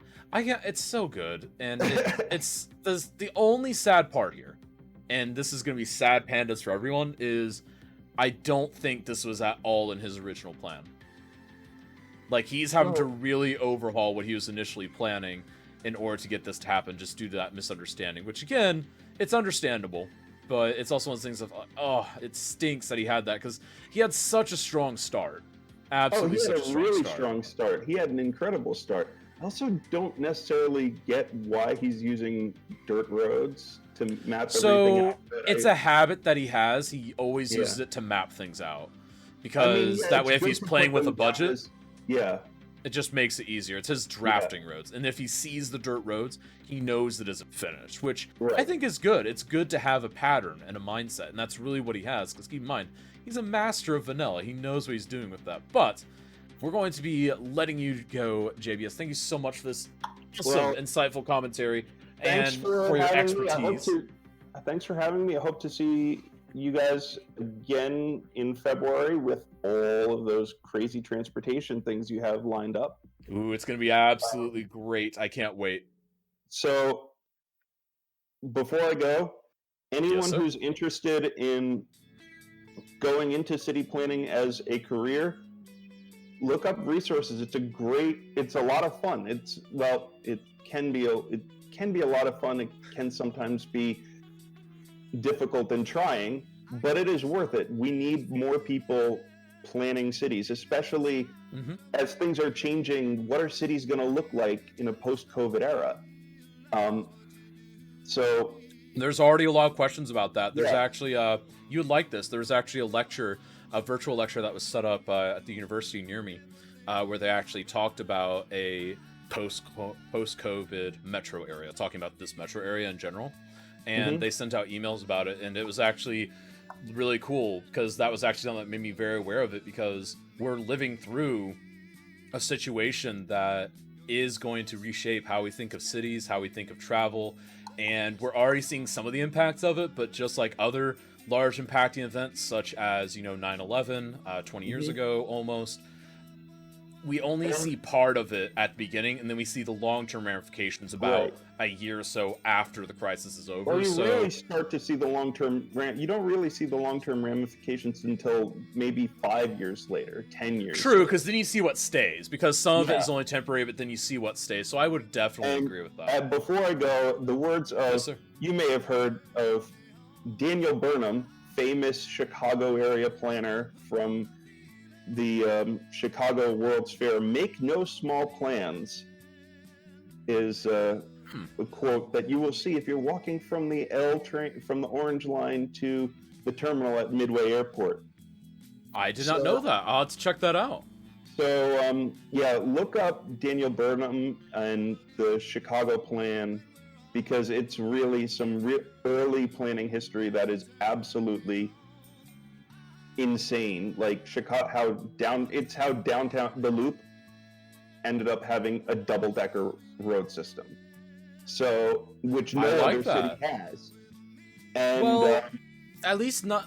We'll get into this later, but at least none that are quite like that. Because there are some that Right, are like there's you've got like a nothing- strip of it where it's really necessary, but none that are quite as. There's nothing like what Chicago has in terms of Yeah. that. Well, thank you very much for having me. Good luck to the contestants, and we'll see how this comes on in the next few minutes. It'll be absolutely excellent. Again, folks, this is JBS. JBS is going to go ahead and maybe drop those links that he mentioned to some resources in the Season Snap Discord and the general text chat, maybe. And we'll be chatting with you later, and enjoy the rest of the show, JBS. All right, see you. All right, folks. Now, for the rest of you, so what do you guys think of these cities? Are they doing great? Are they doing terribly? Who's ahead? Who's behind? Who all is still mourning to Legit's poor just brain right now? His brain, because I know how his brain works. He wants it all to be perfect and all that. Now, he has found a good solution. I will say, he has a very creative solution, because again, never anywhere did I mention verbally or tell them in writing that they couldn't add a road in order to make it function. And that was intentional, because that is something that you do see in urban planning. You see things like, okay, well, we have this road, we need to make a little jet out over here so that we can actually connect properly. And I think it's really interesting that he's actually managed to do that. And I really appreciate that he's actually made it work and he's made it really function. And I enjoy it. I think it's absolutely great. And he has achieved that goal of not being destructive. Because again, the big thing was not having it be destructive. And he has certainly accomplished that, I think. And he's even planned for the future a little bit with what it has over there. I really like that. I think he's done a fabulous job. Gone out.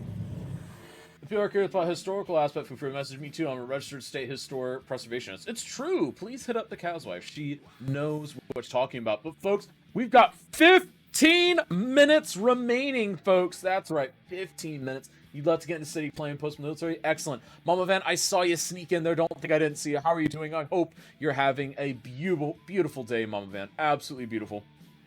And let's see here, Mighty O. Let's see here. I'll spend time researching town history. Yes, it's a very interesting aspect. Well, changing my 1920s Boston build that I know, right? Usually working. No, people can definitely do that. And yes, I did see the polluted water supply, Jed Levi. But we had just brought JBS on. We were talking to him. But yeah, so I did, and he was the one that hadn't noticed it yet. But I did purposely make it to where they would have that extra little obstacle, because I wanted to make sure that this wasn't just going to be a straight cut and chase. That's why there are things like that really inconvenient police station, things like that avenue that's probably a little too close to the actual highway, and just little things like that. And then the water supply that's going to end up messed up about, 20 minutes after I'm pausing due to the arrival of industry. So I think that's really, really fun. And that's why I did that, because I wanted to give them that little bit of extra. And also, huge shout to Too Legit for actually decorating that area at the heart of his intersection. Beautiful job. Absolutely beautiful. I think that's great. More people need to decorate their intersections. That's really something that I was hoping to see a little bit more of today. You booby-trapped the map? Kaz! I know, right? I'm just a consultant for the state, but I love history. I know, right? And yes, I did booby-trap it a little bit, Jed Levi, but again, it was just because whenever you're doing anything in City Skylines, you are focusing on a project and you are punished in the actual game for, oh, wow, this didn't work out well, or hey, my water supply is poisoned, etc., etc. And I think it's important that you just keep on top of that stuff. And everyone here has seen how that happens now. And also Too Legit now with the barrier rocks. I love that. Oh, it's such a good little detail that you don't really see enough. Because whenever you build these intersections, you end up pulling up rocks, you end up pulling up soil and dirt and all this stuff, and you end up having to put it somewhere. Which is why a lot of times you'll see, oh, there's like a little bit of fill-in, so they'll just sit there and kind of shove it to the side, because, I mean, they don't just have like a mass dumping site. They have to have a place to put the rocks, the boulders, the dirt, all of that they dig up whenever they're working on the intersection. And I think it's really important to realize that, and Too Legit is doing a great job of that. Absolutely great. That's an amazing amount of detail, and he's definitely getting a few points in his column for that, I think. Give a motivational speech to Too Legit, please. My inspirational speech to Too Legit would be this. Too Legit is the master of the vanilla traffic mechanics. He is the undisputed master of them. He has such a strong handle of how they work and how they function that there's next to no way that his traffic flow will be a problem. The only way traffic flow would be a problem would be a pre-scripted event, which I did not insert. So he's got that part in the bag, so he really only has to focus on form. And he's getting there now. He's absolutely getting there. It's like we're hitting some... Oh, that's not good. No, Gold FM! That's bad. Why'd it go to Gold FM? I had to take that off. Hang on, I'm just gonna, remove the Gold FM. There we go. Thank you, Gareth. Because I basically run this off of a playlist that generates from the City Skylines folder, and I guess it just went all the way down to Gold FM, so... Whoops. I'm just gonna remove... Because I don't use the Gold FM, even in my own streams. Should just say it's fine, he's got this. Exactly. I think he's got this, Pennywise. Thank you for catching it, Gareth. You are an absolute legend. Probably. Maybe. I think you're a legend. Alright, guys, so with 10 minutes left... Who do we think is going to take this? So I think Too Legit is going to have the most functional stuff. I think Luca is going to have the most aesthetically pleasing stuff. At least from my perspective. I think Too Legit is also going to be very aesthetically pleasing, but I think the way that Luca designs just speaks a little bit more to my language. I think Morphus is probably a little bit in between. I am curious why he's still playing with that crossbar, though, because... The competitors were all told that you can just get rid of the crossbars. They were purely there for reference. But I guess for whatever reason, Nightmorphus is deciding to use the crossbar. Which, I mean, that's fair. Maybe he wants to use it as like a police turnaround or something like that. I don't know. That's really interesting that he has that there. Yes, that Gareth is indeed a legend. He even eats my food. Wait, he does? Nice. Harry IQ. Hello, Harry IQ. How are you doing? You might be right there, Kaz, especially when you hear a few of my plans. Ooh. Are they evil plans? It was most Nami. There we go. So how Nami was it? Was it at least a Gareth out of Minxie? Or was it more of a Minxie out of France? There we go. Alright, so I think that looks pretty darn good. And you can take those ratios to be whatever you want. I don't know what those ratios mean. They're just random ratios that I decided on. And we've got about 9 minutes remaining, folks. 9 minutes remaining. So, guys, what do you think of Intersections in a Snap as a whole? This is the time. What do you think of it? Is it good? And if you don't want to make your voice heard here in chat, please, please, please fill out the feedback form, because the feedback form is a great way to give us feedback and have it be completely anonymous. So if you don't like today's event, please let me know. If you like today's event, please let me know. Just let us know what you like, what you enjoy overall, what you don't enjoy. Because again, that feedback form is how we produce the event. That's how we move the event forward. That's how we decide on things for the future. And also, shout out to the Patreon supporters who, in the month of January, will be getting this lovely Cities art print right above my head here, mailed to their door as part of their Patreon support. So remember, that is for the City Council tier or higher. That's $10 a month for that. And again, it's helped support the event. You get some exclusive physical loot sent to you every single month. And I think that is absolutely legendary, because you're going to get cool City Skylines wall decor. First event I've seen in Cities, but I've been loving it. I'm glad you like it, This Is Tab. We do this every single week. Every single week we have a 2-hour speed build, and every week from now on we have a week-long 6-day build. And the 6-day build for this week is the inaugural one, is Period Cities. So folks, be sure to check that out. It's going to be absolutely legendary, and participate if you'd like. Feel free to hop in the Discord for more information. It'll be absolutely legendary. For every weekend, This Is Tab, feel free to come back. Exactly. Feel free to come back and welcome to the community. And if you have any questions, feel free to let me know about the competition, City Skylines, the community in general. I am more than happy to be your guide. To legit say you got a road opposite left intersection. He didn't see the comment I gave. Oh, he does. He'll figure it out. I think he'll figure it out, Nathan. Just towards the end of the competition, it gets a little stressful, because you've got to, obviously, I mean, you're still communicating with chat and all that, but as the competitors, you're sitting there trying to finalize your build, because they're trying to think of, what things is chat going to ask me? What things is Kaz going to ask me? And I can't help him. Me helping him is cheating. So I'm not going to help him during the event. And again, I think he'll figure it out. He's a smart guy. He is one of the smartest guys I know. He'll figure it out. Guaranteed. More info on Twitter as well. Exactly. Also, check out that Twitter. There we go. But yeah, Nathan, I think he'll figure it out, because he's probably going to give it a once-over whenever he's got about a minute or so left. And that's whenever he'll do any last-minute reversals, etc. I've seen him do it before. There we go. And we've got about 6 minutes left, folks. About 6 minutes, and it's going to be absolutely amazing. KK, got it? Thanks, Nathan. Anytime. And I'll also be looking for that, too. So if he doesn't do it, we know who ratted him out. Well, let's see more non-vanilla content on CIS.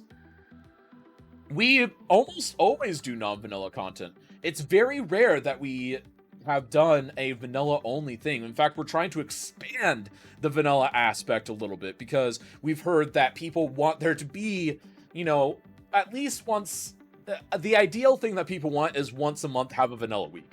But I accept that that's not going to happen, because the vanilla community is not as interactive as the modded community as a whole. Now, that's not 100%, but that's just generically speaking, at least within this Twitch community.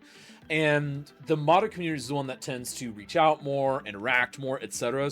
But the majority of builders still are vanilla. It's just getting those vanilla builders, getting those great builders, getting those people that post screenshots to, you know, to Reddit, all those people, the people that post things on Steam, getting them into the competition and telling them, hey, if you want to build us in vanilla, just let us know. Because we've had several very successful, super fun vanilla-only events. And folks, we've got 5 minutes remaining. Absolutely. I'm not one of the smartest guys. Kaz knows, confirmed. Usually working, you are. But actually, so this is like a legit question. Like, do you want a loaner graphics card? Like, 'cause I know your graphics card kind of took a dump. Like, I have this one working at, like, 80% efficiency with the fix I implemented. Like, I would totally loan it to you if you needed it to, like, hold off. Because, like, if you're going to get a major upgrade or something that wasn't in stock yet, I'd be totally willing to loan this to you. Hashtag loaner card. Garaso, true, I'm glad. There we go.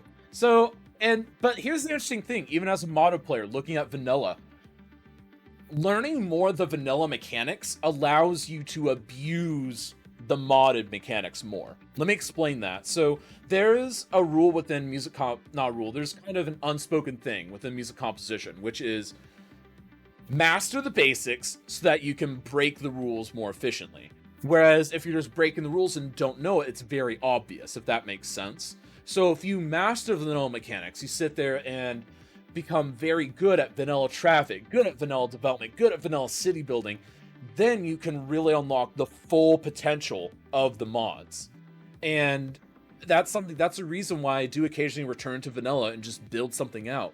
Because I think it's just kind of the purity of it, that it allows you to come up with new ideas, it allows you to come up with new interactions, etc. I'm anyone coming Monday, so I'm totally good. I'm testing this week. I really do appreciate it though, Cass. Anytime usually working. You're a friend. Anything for a friend. There you go. I love Noah for the reason Cass is talking about. Exactly. I just couldn't do this weekend. No, you're fine usually. You're fine. There we go. I completely agree that you need to master the basics. We say the same in programming. Exactly. It's so easy to break the rules when you truly know them. Exactly. He changed it now. I told you he'd get it. I told you not to worry. Did I not say not to worry? I said don't worry. But vanilla still boards. No, and that's fair, Gareth. But again, like, and I think that applies to most things, though. I mean, in music theory or in composition, you compose really basic, like, Twinkle Twinkle Little Star level stuff to, like, basic 4-part harmony, like, bumping along the keyboard like this, to then you start breaking some rules. Whereas if you're just breaking the rules, it's not in an interesting way, it doesn't feel impactful, and you're not doing it in a way that is actually artistic. You're breaking it out of ignorance instead of artistry, which there is a difference. Anyone that has a trained ear can tell the difference between ignorance and artistry. And I think that it's true within City Skylines.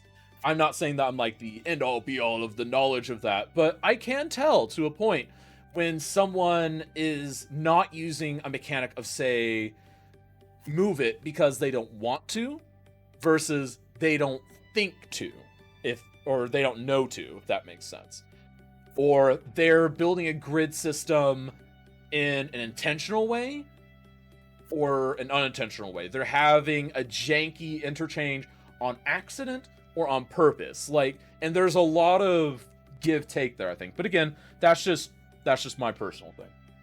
I thought, well, haha, facts. I played vanilla. First understood the game, then I bought a PC. Vanilla puts me my goodness. Poor vanilla, folks.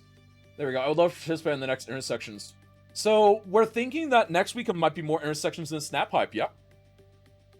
If that is indeed the case that people want, then we will do this again. Folks, if you guys enjoy today's event, be sure to let me know. You can also let me know via the anonymous feedback form. You can also hang out afterwards on Discord.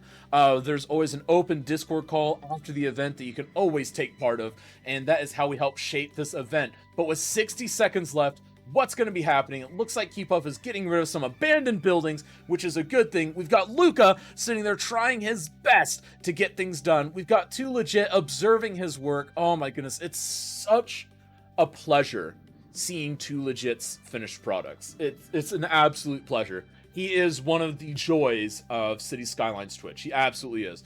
And then Nightmorphus, of course, he's trying to work a little bit with this stuff, but I'm still curious why he's messing with those in the first place. But again, that's his thing, not mine. We've got about 22 seconds left, and there's the 20-second countdown from Polyphony. Here we go, folks. We don't have much time now, folks. We've got 14, 13, 12, 11, 10, 9, 8, 7, 6, 5, 4, 3, 2, 1, and time. All building must stop. Everyone is done. Everyone must put their mouse down. And now, folks, we are going to be taking a brief 2 to 3 minute break so we can stand up, stretch our legs, allow the competitors to pet the cat and grab a snack, and we will be right back with the final interviews, followed by judging right after this. What's up, Pokemon channel? All right, we've got a 3-minute break incoming, folks. There's going to be an ad reel that goes up right now. Please stick around for it. This is just us trying to make Twitch happy. We really don't get much out of this, but it is to make the Twitch overlords happy. So stick around. It supports the channel in an indirect way, and we'll be right back with Cities in a Snap.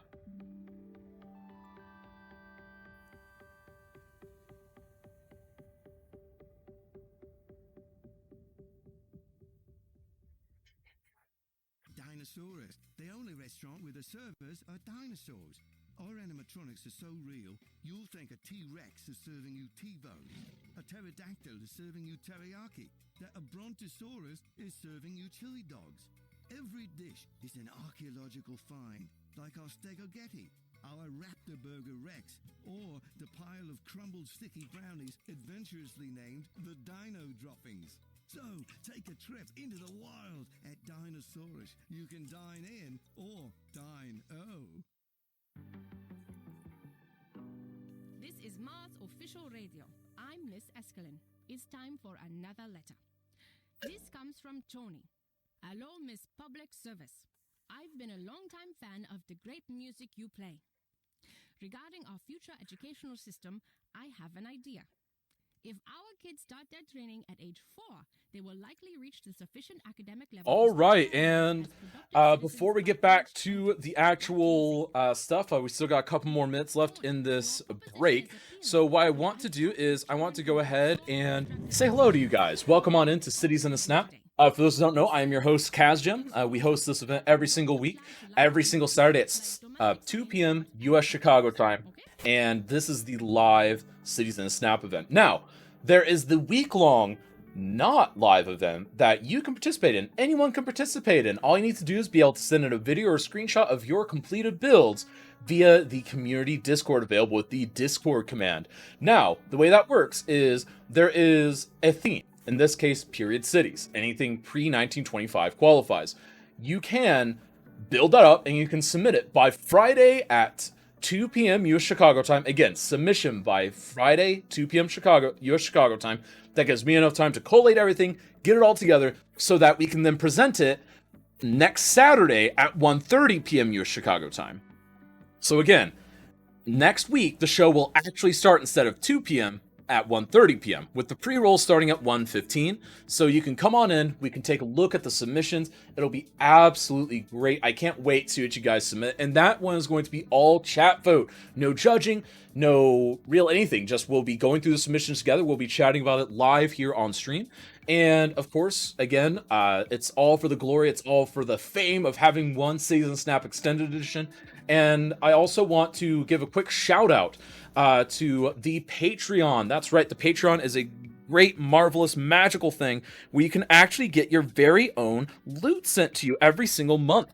And for the month of December, we sent out this fabulous Founders Edition Patreon card. And again, it's nice, solid cardstock. I've got my permanent one over there on the wall. This is a spare that I was given for some reason.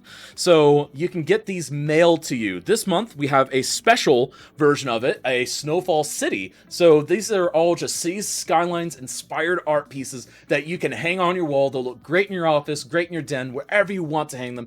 And it's a great way to help support the channel as well. And again, that's for the city council tier or higher. I got a couple questions. The $3 tier Patreon does not get the mail outs. The $10 tier or higher gets the mail outs every month. And again, that's physical loot, mailed to your door, all included in the price of that. So, without further ado, let's dive in, shall we? It's going to be absolutely great. And Maestro, thank you so much for the sub. Really means a lot. Can we get some hype in chat for Maestro Chan? Really means a lot. Thanks so much for your support of this wonderful community event. So let's go ahead and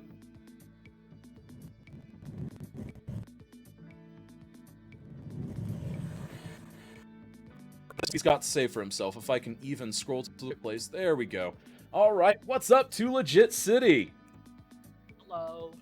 So, I know that there were tears shed. I know that the cat had to comfort you, and your chat comforted you as well. But I trust that you've been comforted enough that we can finally get around to this.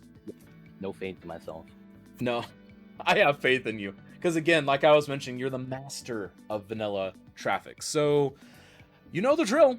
You've got 5 minutes to showcase, and it's an intersection. So, I mean, if you feel that you've showcased it all before the end of your 5 minutes, that's fine. But obviously, a requirement today is we would like to see your traffic percentage. We would like to specifically see the traffic map of the intersections that you did. Cool. So, I guess the question is... damn it, I was going to say something and I completely lost it. That's okay, start over. guys, I built the interchange. Yes. All right, so let's talk about this real quick. Oh yeah. There's a question. Can I unpause? Yes, of course you can unpause. Cool. All right, so you guys see the traffic flow? We're hitting that 95% all green. I gotta be real. I kind of expect this number from everybody. Oh yeah, But, there's. It depends on how they set up many of the highway exits. The highway exits are, I think, what are really going to trip people up on that. But again, it's teach their own on that. Well, so basically, we had the major freeways right here, and for the most part, we wanted to connect those three. I actually initially was just thinking about doing a three-way connection. I didn't think about connecting this to the city at all. I completely just all over my head. So midway through doing the build, I had to actually change the design. So we went with this design. This is a very simple design that's more right turn oriented than it is straight or left turn oriented. But it's more compact given that the lack of space we have to actually do anything realistically nice. Huge props from JBS on that, by the way. He loved that. Hey, thank you, man. Hope you vote for me. And everyone, vote for me, guys. All right, no, I'm just kidding with that. So when we got to this point, built the interchange, I wanted to do a right turn oriented, meaning that the right turn has the most leeway. Of course, you have to follow the rules on this left-right exit before a right-left merge on. That way you have good distribution. And the only thing that kind of sucks about this is that honestly, this should be bigger. We took the minimum length with this. You could see in the VOD too. I did some math earlier on the side. And really what that's for, it's really node count. There's a minimum maximum length for each of the node counts. Specifically what I'm talking about is if I look at this, you'll see the nodes right there, here and here. And the only other nodes are at the beginning of the turn and the end of the turn. So specifically, we needed 2 nodes. So there is a window range with the size of that. We could add an additional node because it wouldn't matter at that point. But having more space would make this left turn a lot easier to take. As you can see, some of the cars slow down slightly to make that left turn. It's not too big of a slowdown. It's like, what, maybe a 5 mile per hour slowdown, 10 most? Yeah, it's not too bad, but it could be smoothed out. It's really what I'm getting to. Yeah. It could be a little bit better. But for the most part, we went with that. I did have to tunnel half of those just due to the fact that I didn't want to have a weird 4 or 5 level stack. I can definitely understand. Yeah, so I didn't want to go too high off the ground. And then I wanted to have a centerpiece. We just did a quick and easy rock tree circle in the middle. I was going to go a little bit more, but then that's when I found out I had to do another interchange. Oh, yeah, that was... Second interchange. I was confused. I didn't know what to do. I stared at the map for like 30 minutes, and I did something forbidden. If you guys watch me play, I almost rarely never use roundabouts. I did a double roundabout. I was confused by that, like, because I don't think I've ever seen you do a roundabout. I've seen you do, like, hexagons. I've seen you do all sorts of shapes, but you've never had no corners in your shapes. Nope. It's, you need those corners sometimes, but we went with the forbidden double roundabout stack. It's basically a directional thing, so imagine just the freeway on this side just ending into the roundabout, and it becomes the city. Of course, this is the bypass through the city into the freeway, and it's the same thing on the other side. Now, I wanted to separate the rounds due to the fact that, you know, having 2 separate roundabouts just means you have higher throughput, less people to worry about because you have double the capacity. That also means you could add different directions because of how the input lanes are, one from one side, one from the other. You could actually have this go omnidirectional with a combination of the two, and it's usually not too bad. For the most part, you could also do like a perpendicular, so this comes out here, and do another perpendicular from the top, and have both of them just end up, you know, connecting for the most part. But it, you know, it's not bad. I kind of did it sloppily. Sorry about that, guys. But yeah, it works though. Like, it does work. But yeah, so I like what I see because you did get the connections in that need to be there because you're connecting to that little kind of, I guess, side road avenue thing that kind of flies over the right side. You've connected to that side road on the side, and that's something that, because someone asked in chat, hey, he's not connecting to that road, but what I pointed out is those lead-in roads are part of the interchange, and that's something that a lot of people just wouldn't see. But for me, I see that all as part of the interchange, and it's all because I saw that police I didn't know if station. that was legal. I was like, can I actually pull it Yeah, out from there? I think that that's That is, because I see that as part of the intersection, at least for me. Now, again, there comes a point of at what point is it just more streets versus intersection, but I think for the purposes of the event, per the text that you were sent, all that, I think that's perfectly legal. I think it works well, so no worries there. One thing I do like is that you actually have variables in here. You actually have a roundabout, then you have a more traditional stack interchange, which Yeah. I really like, because a lot of people tend to go, okay, I'm all stack interchanges, or I'm all spooies, or I'm all roundabouts, or I'm all clover leaves, and Oh, yeah, their I can city's see just that. covered in them. But you've actually used a little bit of variance, and I think it goes a long way. And a huge prop to, I think you have the smallest footprint possible on that Really? intersection on the right. Yeah. I think you have the small, Really? now out of the competition today.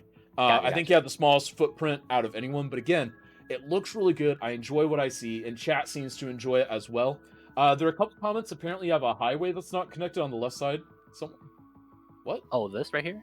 That's not part of the game. Yeah, if you guys are talking about the That's little not it. elbows, yeah, that doesn't matter. Yeah, those little Otherwise, elbows don't everything matter. else seems to be Yeah, connected. everything else is fine.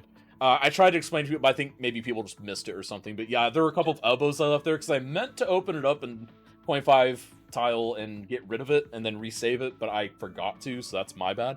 But Oh, again, so a great showing, and then a final thing that I will say, I love that rock wall that you built. Hey, Because and man, realistically, we don't whenever you showcase this enough. whenever you dig out an area for an intersection, all that rock, all that soil, it has to go somewhere. And Yeah, I man. like that you have the answer to that, and it's not something that a lot of people think of, because there's like, okay, excavate, we don't need the dirt anywhere. And I think it's absolutely great that you've done that. So again, folks, for your consideration, twitch.tv/2legitcity_, and we will check you out Oh, for got a doing question, the folks. votes. Yes. One last question. Did you honestly try to sabotage the map, man? I gotta ask. Yes. You did you? Mother, there was a water tower right there, and people were dying. I was like, what? People are dying? And chat I don't was want to make you people feel were dying. bad, but you were the last person to notice. I zoomed out. I was like, all right, we good. Population don't matter. We looking at the I roundabout. am Someone really, really bodies proud are of hitting the that. floor. I am so I proud of was that. like, what? That was great. You were the last person to notice too, so feels bad.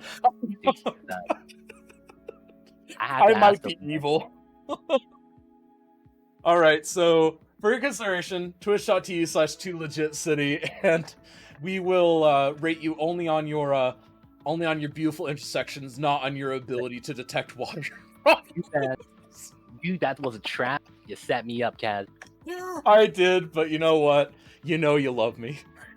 You know what's the funny thing? You know who pointed it out? Who? Captain Og. That's The messed up part. He was actually the person that pointed it out. He's like, yo, legit, people are dying. I was like, no one's dying. What are you talking Oh, about? that's And then I great. checked Captain the tweets, Obvious. and I was Oh my like, goodness. Oh no, dude. Oh, that's great. Oh, never mind. We just got word that Keepuff and Luca also didn't notice. I thought they did, but so yeah, you're part of the two that noticed. So anyways, we'll be checking in with you during the vote, but folks, again, for your consideration, twitch.tv/2legitcity. Kaz. All right, and now we're on to Nightmorphous. Sorry, we got into a little bit of a laughing fit there. So we're here now. So you know the drill.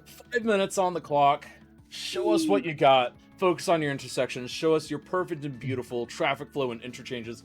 So usually it's suggested, but this time it's a requirement. Your traffic percentage is absolutely a requirement this time. And also, we are really curious to see the traffic map of the highway intersections. Highway intersections are perfect. Basically, all green. The problem is in the city itself. Where I couldn't That's walk. funny. Yeah. So, nothing that I could do about that, unfortunately. Right. But it's still a good 89%, so yeah. It's acceptable. Yeah, exactly. I've got a couple of connections here on the east, here on the south. They are similar. Let's just talk about one. Basically the same. This is one of the connection I do the most. Also in my cities when I stream. Just you need to be more here so you can actually see all the lines that I created. Just you here, the highway divides into one, go on the other side and connects there. this became obviously at this point a 1+1 with an entrance and an exit. Got also here entrance and exit. This one. And I always do that with the lane connector, obviously. This, well, I mean, I could, this third line, the blue one, basically doesn't exist.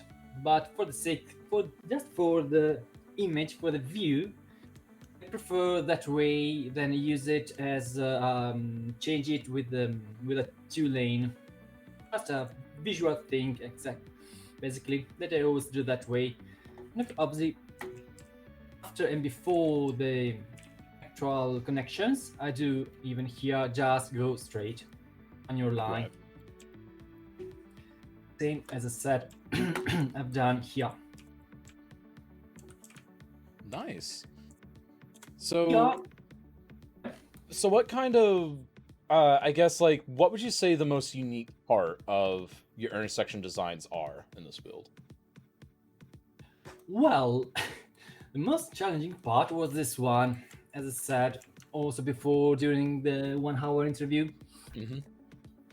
As I said, this east and the south was the west, sorry, and the south screaming, unite ourselves, unite one with the other. The problem was obviously with the one coming from the east. So what I had to do was something like that. I used this connection here that you gave us as a kind of an exit for both. Brings here into the city. You can go there or you can go there if you want to go there. I tried to connect this not here but along here, but it was just too janky. So yeah, prefer to do something like that. All right, that's not bad. So, as far as the overall traffic flow, it all looks good. Your intersections, all 3 of them that you did, are good. Now, what was your logic with the intersection design? Because, like, that main highway intersection one is, again, kind of spaghettimus. And then the one on the right seems to be okay. And then the one on the left, could you show us the one on the left again? This one. Yeah, the one on the far left that you had to do. Oh, this one. Yeah, that one. Okay, there we go. That's the one. I was pretty sure that's where it was, but I just wanted to make sure. Yeah, that's a nice, pretty smooth trumpet. That works pretty well. Now, what was your logic of using a trumpet instead of just connecting to it, say, as just a regular overpass? Because it's the way I like to create them. I just, it's probably because I'm European. I don't like the way usually you American create this kind of intersection. Okay, that's fair enough. I was just curious. European style, something like that. Let's call it. Okay, that's fair. I'll definitely take that. Now, as far as the actual, like, population, all that, so you said that most of your traffic issues are within the city. Are they stemming from the highways at all? I didn't see any red on the highways. In fact, I barely see any cars at all on the highways. Yep. The real problem are from here because of the double lane here. Oh, gotcha. Yep. And the other problem I've got a bit of traffic here. A bit of traffic issues here because here we got this so that's right. like just the input, so it's not the highway itself. Got it. Just the input. Right, that's not bad though. So overall, very well done. I like what you did. I like, again, the variants that you have, because you've got a nice big swoopy trumpet. You've got kind of that spaghettimus interchange that just happens sometimes in a city. It absolutely happens sometimes. And then you've got a nice connection to the... Now, do you actually have a connection to that avenue, the Risen Avenue over there? I don't see a connection to it. One. Yeah, I don't see the highway connecting to that Risen Avenue. Well, no, directly no. You basically, as I said, I wanted to create a connection from here to that avenue. Right. But it was just too jank. Although that, sorry, was a mix of Italian and English. I decided to connect here, and you can just go there. Okay. That's fine. That'll qualify then. Yeah, a little bit of a mess up on that, so that's okay. Overall, I did enjoy it. Folks, for your consideration, twitch.tv/Nightmorphous, and best of luck in the polls, my friend. Thank you. All right, and now that leaves us with Luca. What's up, Luca? Up, gods. All right, so yeah. Let's All right, hold show on. us your jank. You know how this goes. Also, traffic is mandatory for us to know, and we'd like to see a traffic map of each of the 3 interchanges at some point. We can do it right now. Sweet. So yeah, that is the current traffic map. It's showing that it's red because cities, but it isn't. It's a lie. I swear, look, it's flowing. It's beautiful. It's just changing direction because it's not set up with DMPE, and it's perfect. Considering how much time you lost with that, that's not bad at all. Like, that's not bad at all. It's really not. So, yeah, take us through the rest of it. Show us what you got. Right, so we have 2 main interchanges. We're gonna start with the main interchange here. I used what I like to call a quote-unquote onion interchange for this. I don't really know the real name of this one. It's just a interchange with the lanes kind of going all around, and it's kind of wishbone, but it avoids having the highways crisscross, which means you can have lower bridges. Right, I like that. So that's what I use there. Then here we have some abandoned ramps that he used to connect to the road here. So like, for example, if you're from the road, you need to go down to this highway before they toll the highway, because the toll is like very new thing for the city and it's pretty cool. You had to turn here, take a very sharp right-hand turn. Here there will be a stop sign, right? Just right under the highway, which was very dangerous, and that's also one of the reasons that allowed the government to justify tolling the highway and closing that down. They used to have other ramps going out from here and here too, and also another one here, but they demolished those. This one is the last one. They still need to demolish it because it's kind of this close to the railway, and so they need to figure out a good way to do it. Nice. If we go on, here of course you have the toll booth. The toll booth has got this kind of area where traffic would pile up during rush hour. They would just get on each lane, then they would have one set of stoplights that would just light up 2 lanes at a time. So like, for example, if you are here, the traffic light would go green for this lane, your traffic light would be green, whilst the traffic light for the 2 central lanes would be red. So that would basically just filter in the traffic slowly, and it doesn't require as long as of a tailback, because you can park 2 times as many cars in this little spot. That's actually smart. I like that. Have you seen that design somewhere that you poached that from? Or is that Yeah, yours? it's a very new thing. Actually, I think I saw it like in New Zealand news. For example, in Auckland, there is an intersection, but it's not like a toll. It's just it's just a highway inlet. It's it's coming up here and there nowadays, but yeah, it's something that exists. While here, I went for a trumpet, and the reason why I went for a trumpet instead of a normal just interchange, admittedly would have probably cost less, is because there's a tolled highway, like the whole highway is tolled, so there's no way to get in and out of the system without passing the gate. The way tolls work, at least here in Europe, is that you get a ticket when you get into the highway system, and then when you get out of the highway system, you take that ticket into a machine, and that's gonna tell you the fare. So Right. that is why you have a gate at each entrance and not like in the middle of the highway. It's a more efficient way to do it, basically. But so yeah, we have this system here, and the reason why it's a trumpet is because if you have a trumpet, you only need to build 1 gate instead of 2. And in my head, the reason why this interchange exists and it's so new is because they couldn't quite fit all the directions in this interchange, as you probably noticed. You can only access it if you're coming from this direction. So Right. they decided to build a whole new interchange on the opposite side of town, also because they didn't want to pile up too many cars onto one side and to just split the traffic more evenly. I like that. Right. So, to move on, as you can see, where I had time, I used the wonderful intersection marking tool. to mark out the intersections. Unfortunately, segment marking tool doesn't work yet, although I could have got it because you don't really, ideally I wouldn't have had to save, but too bad, too late. And yeah, here I also use node controller for things like this, because you can clearly see how the junction is sloped downwards, so you don't have the weird kind of just jump when you get an interchange.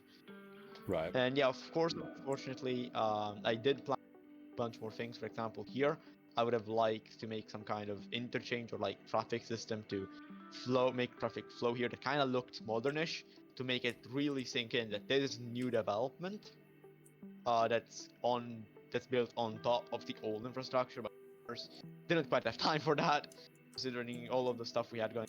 Luckily, I was able to restart the game near the end to avoid having things happen. Also, I was watching the stream while you were ending and like doing the interviews, and Yeah.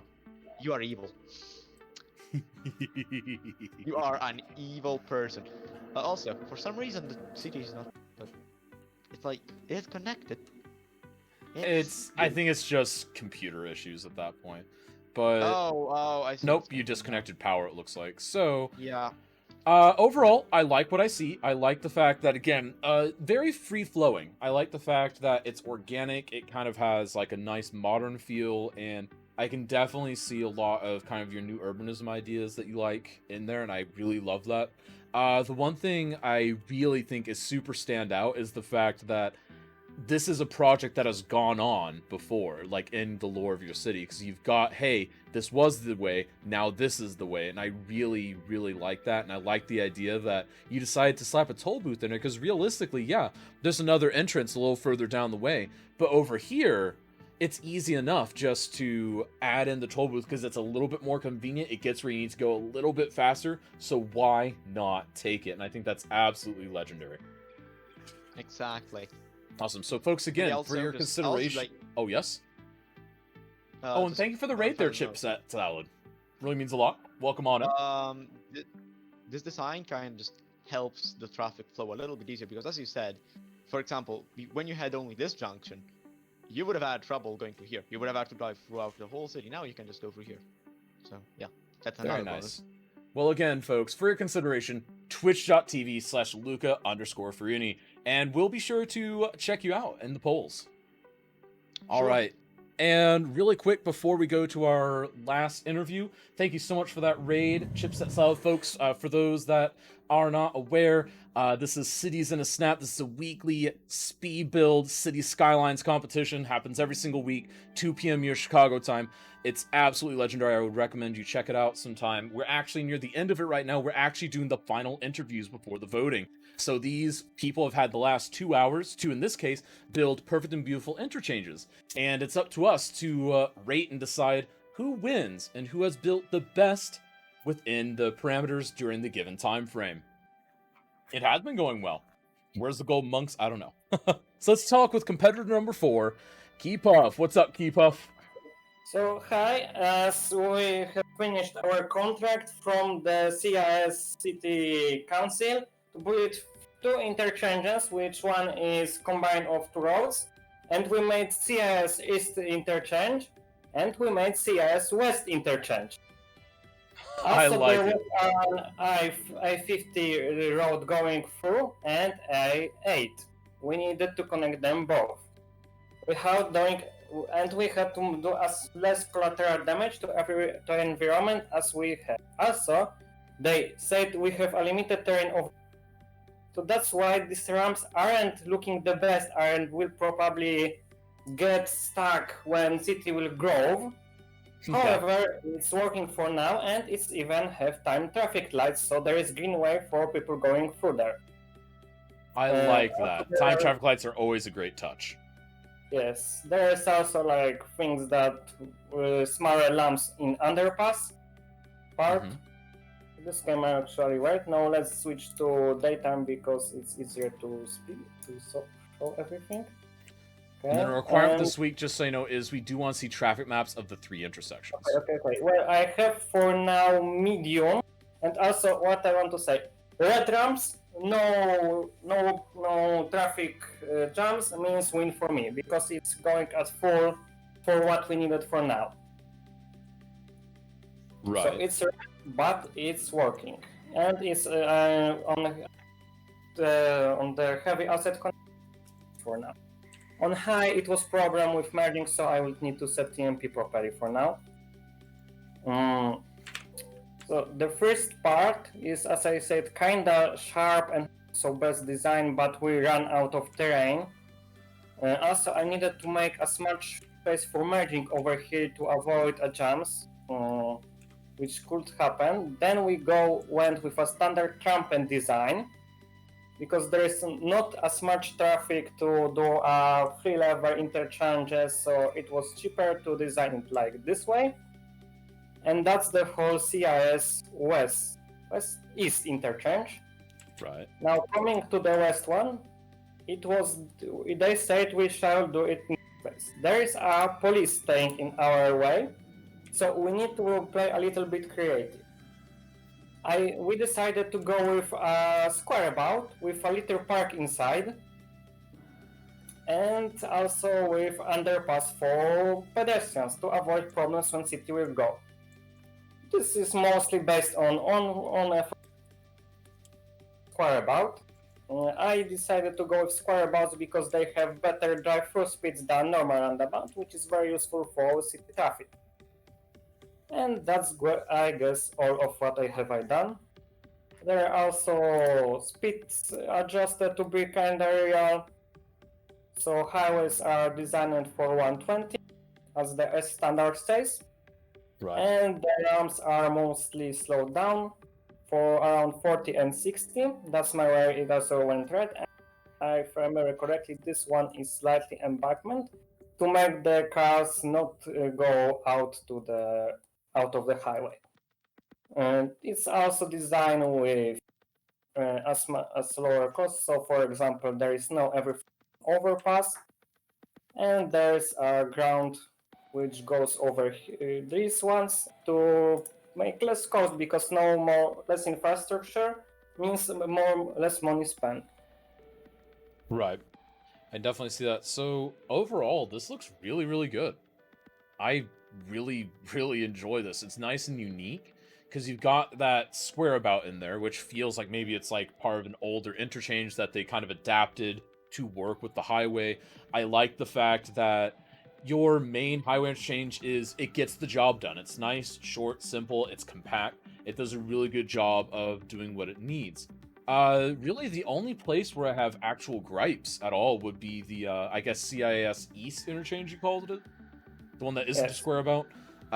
Whichever one. Sorry, I who knows directions anyways. So that's the only one that, and this is something that, several of the competitors struggle with, because again, initially that avenue was initially further off into the distance to where it was going to be much easier, but I decided to throw that challenge because nothing quite like a good challenge. But I think that you've risen up to it. I think that your solution is really unique. I think it's a really fun solution. I think that the thing that really stands out to me about it is you could have just gone a bog standard, boring, okay, T-junction at the top, and then loop into going on or coming off of the highway on each side. That would have been a really easy way to do it, but you decided to go for kind of the turbo speed lanes, and I really, really like that. And I love the work you did with intersection marking tools as well, because intersection marking tool is such a great thing, and you've used it to a wonderful degree here. And I think that overall you've done a very excellent job. Do you have any final thoughts before we close out? Well, for example, at the beginning, I thought a problem with this road and this road because the older highway was here. Also, I forgot to mention that we didn't modernize all of the older paths that were here, because I decided to go with the standard that means emergency lanes on one side, like for example here, right, and exit lanes over here. So we left most of the old highway cool at the old design. Like for example, this overpass wasn't modernized at all. Right, and I like that. What I wanted to say is like I was worried at the beginning that this part will be very steep, because like this road was at the same level as there.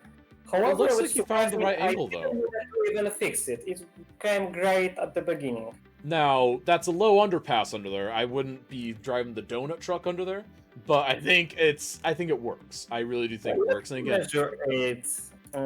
I don't think the donut truck will work. I don't think the donut or the slushy truck will work. But either way, folks, for your consideration, twitch.tv/Keepuff, and we'll be sure to check in with you during the voting. Thank you so much for your participation, and I hope you've enjoyed your first Cities in a Snap event. It was kinda even more time than I thought.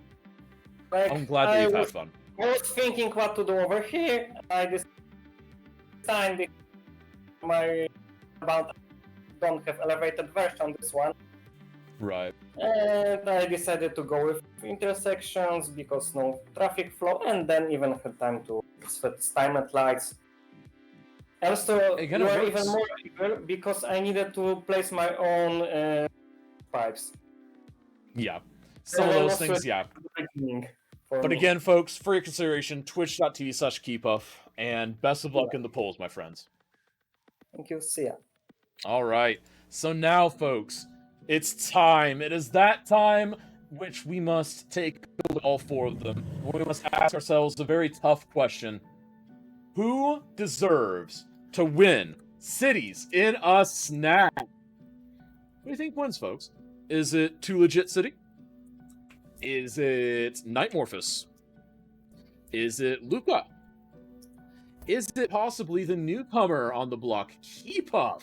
I think there are lots of different things that make each of these builds excellent, but you've got 3 minutes to let me know in the chat poll what you think.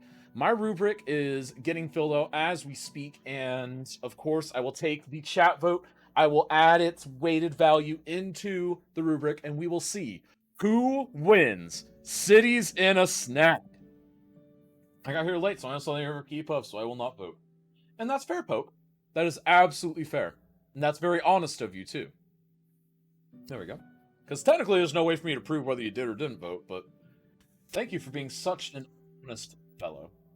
And it looks like, yeah, we've got several votes already. Man, the votes just slamming in over here. Make sure to get your votes in, folks. Get your votes in. Who wins? Who has the best? And it looks like my rubric is now complete. So it does look like it does look like chat's going to have a pretty good influence on who wins or who doesn't. All right, so we'll be able to figure out who wins in about 2 minutes. So overall, folks, what you think of today, be sure to, as you're getting your votes in, also consider using the anonymous feedback form. You can find it with the feedback command. It's a great little form. It's completely anonymous. There is zero way for me to figure out whether or not you filled it out or when you fill it out. So just go fill it out, and it just helps us program the event better as we go forward. So again, just let us know. What do you think, folks? There we go. At Too Legit City. What about Too Legit? What's he doing? Oh, he's showing intersection design stuff. I was like, what is he doing? He can't alter the baseline city. All right. No, he's working on something else, so it's fine. All right, Kazjim's traffic. Oh, come on, man. Come on, man. My traffic is perfect and beautiful most of the time. And also, for anyone that is interested, the numbers on their traffic percentage were Too Legit 95, the Morphous with 89, Luca with 79, and Keepuff with 81. Vote for your favorite city, not your favorite streamer. Exactly. Vote for your favorite city, not your favorite streamer. So don't vote for me and Rad World, your favorite streamers. Vote for your favorite cities. There we go, Rad. I think I covered it. But, I'll take that ad spot dollar now. Alright, we've got about 45 seconds left in the poll, folks. Make your voices heard. Make your voices heard. What do you think? Who wins? Who deserves it? But overall, I think this has been really, really fun. And again, if you want to see another event just like this, be sure to tune in next week. It'll be absolutely great, and it looks like people have enjoyed it, so we might be able to do intersections in Snap again. No vote overlays, guys. Oh, if you can't vote, it's /vote1, /vote2, /vote3, or /vote4 for each of the respective streamers. Very sorry that that didn't go up. Please also follow these streamers. Also follow the streamers. That goes without saying, because each of these folks, no matter who it is, deserves the attention, because they're all absolute legends. Let me go ahead and get this chat vote tabulated. So, Too Legit wins chat vote. Luca gets second. Morphous and Keepuff tie, so they will split. Okay. All right, and it looks like we do have a winner. So the winner of Cities in a Snap, first ever Intersections in a Snap, is...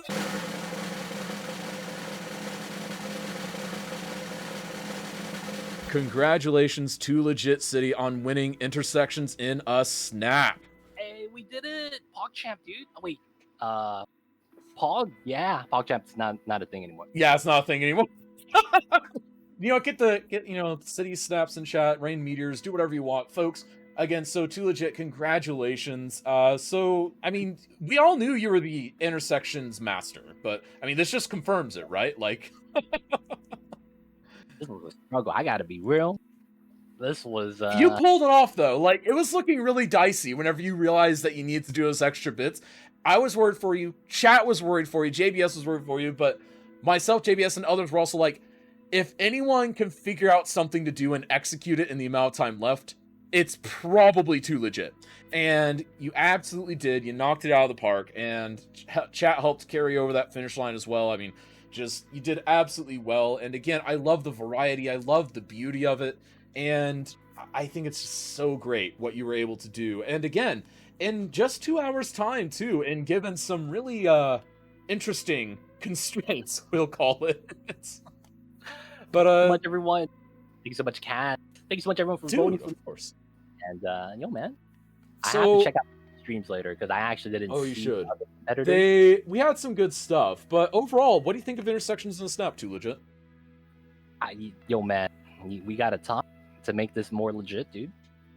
Oh yeah, I like Intersections in a Snap. I do, but yeah, I gotta make it legit, exactly. But no, so I think it's absolutely great. I'm glad. It seems like all the competitors have had fun, and I'm actually going to drag them all in here so I can congratulate everyone on a job well done. So congratulations everyone else. Too Legit has won, but you're all in here in Discord together. So what do you guys think? How bad of a being and evil you are for doing that. Yeah, I think you all hate me a little bit more because of that water tower thing now. Dude, that water tower. Water exit, wait, bridges to fix. Yeah, but I mean, honestly, it was a challenge, wasn't it? Because you had to do all of that, and you had to make it fit within that parameter.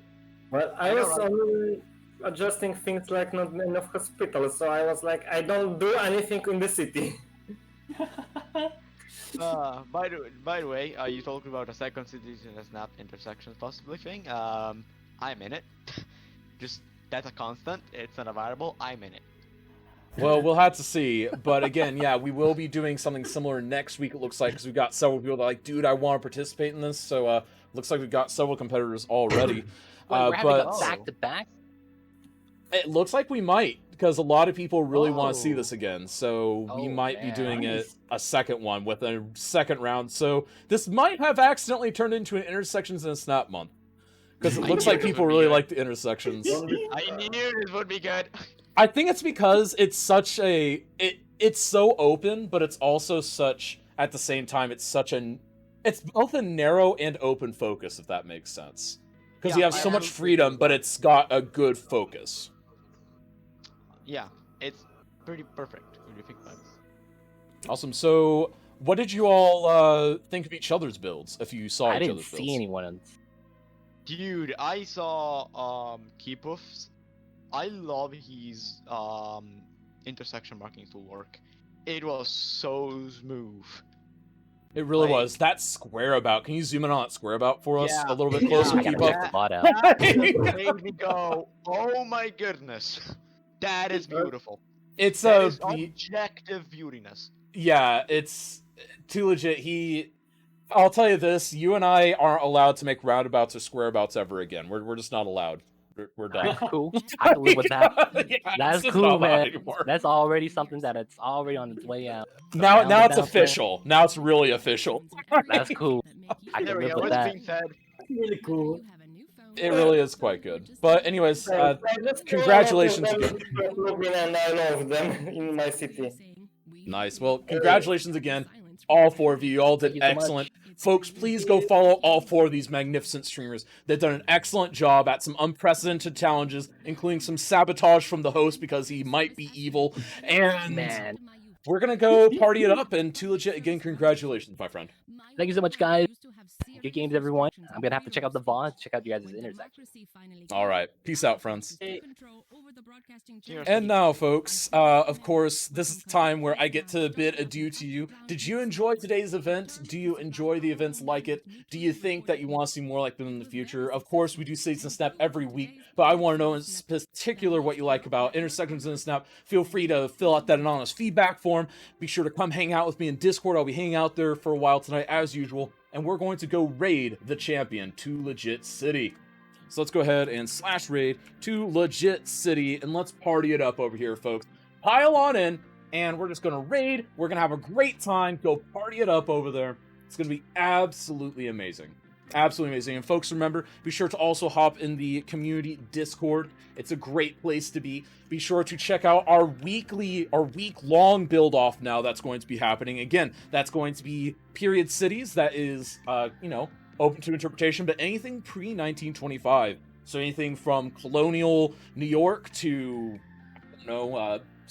18th century Germany. I don't really care. Turn of the century France. You can do any of that stuff, and it's all going to be applicable. So you guys do what you want. It'll be great. Those submissions are due on Friday, and we will review them and pick a winner as chat without my input on Saturday.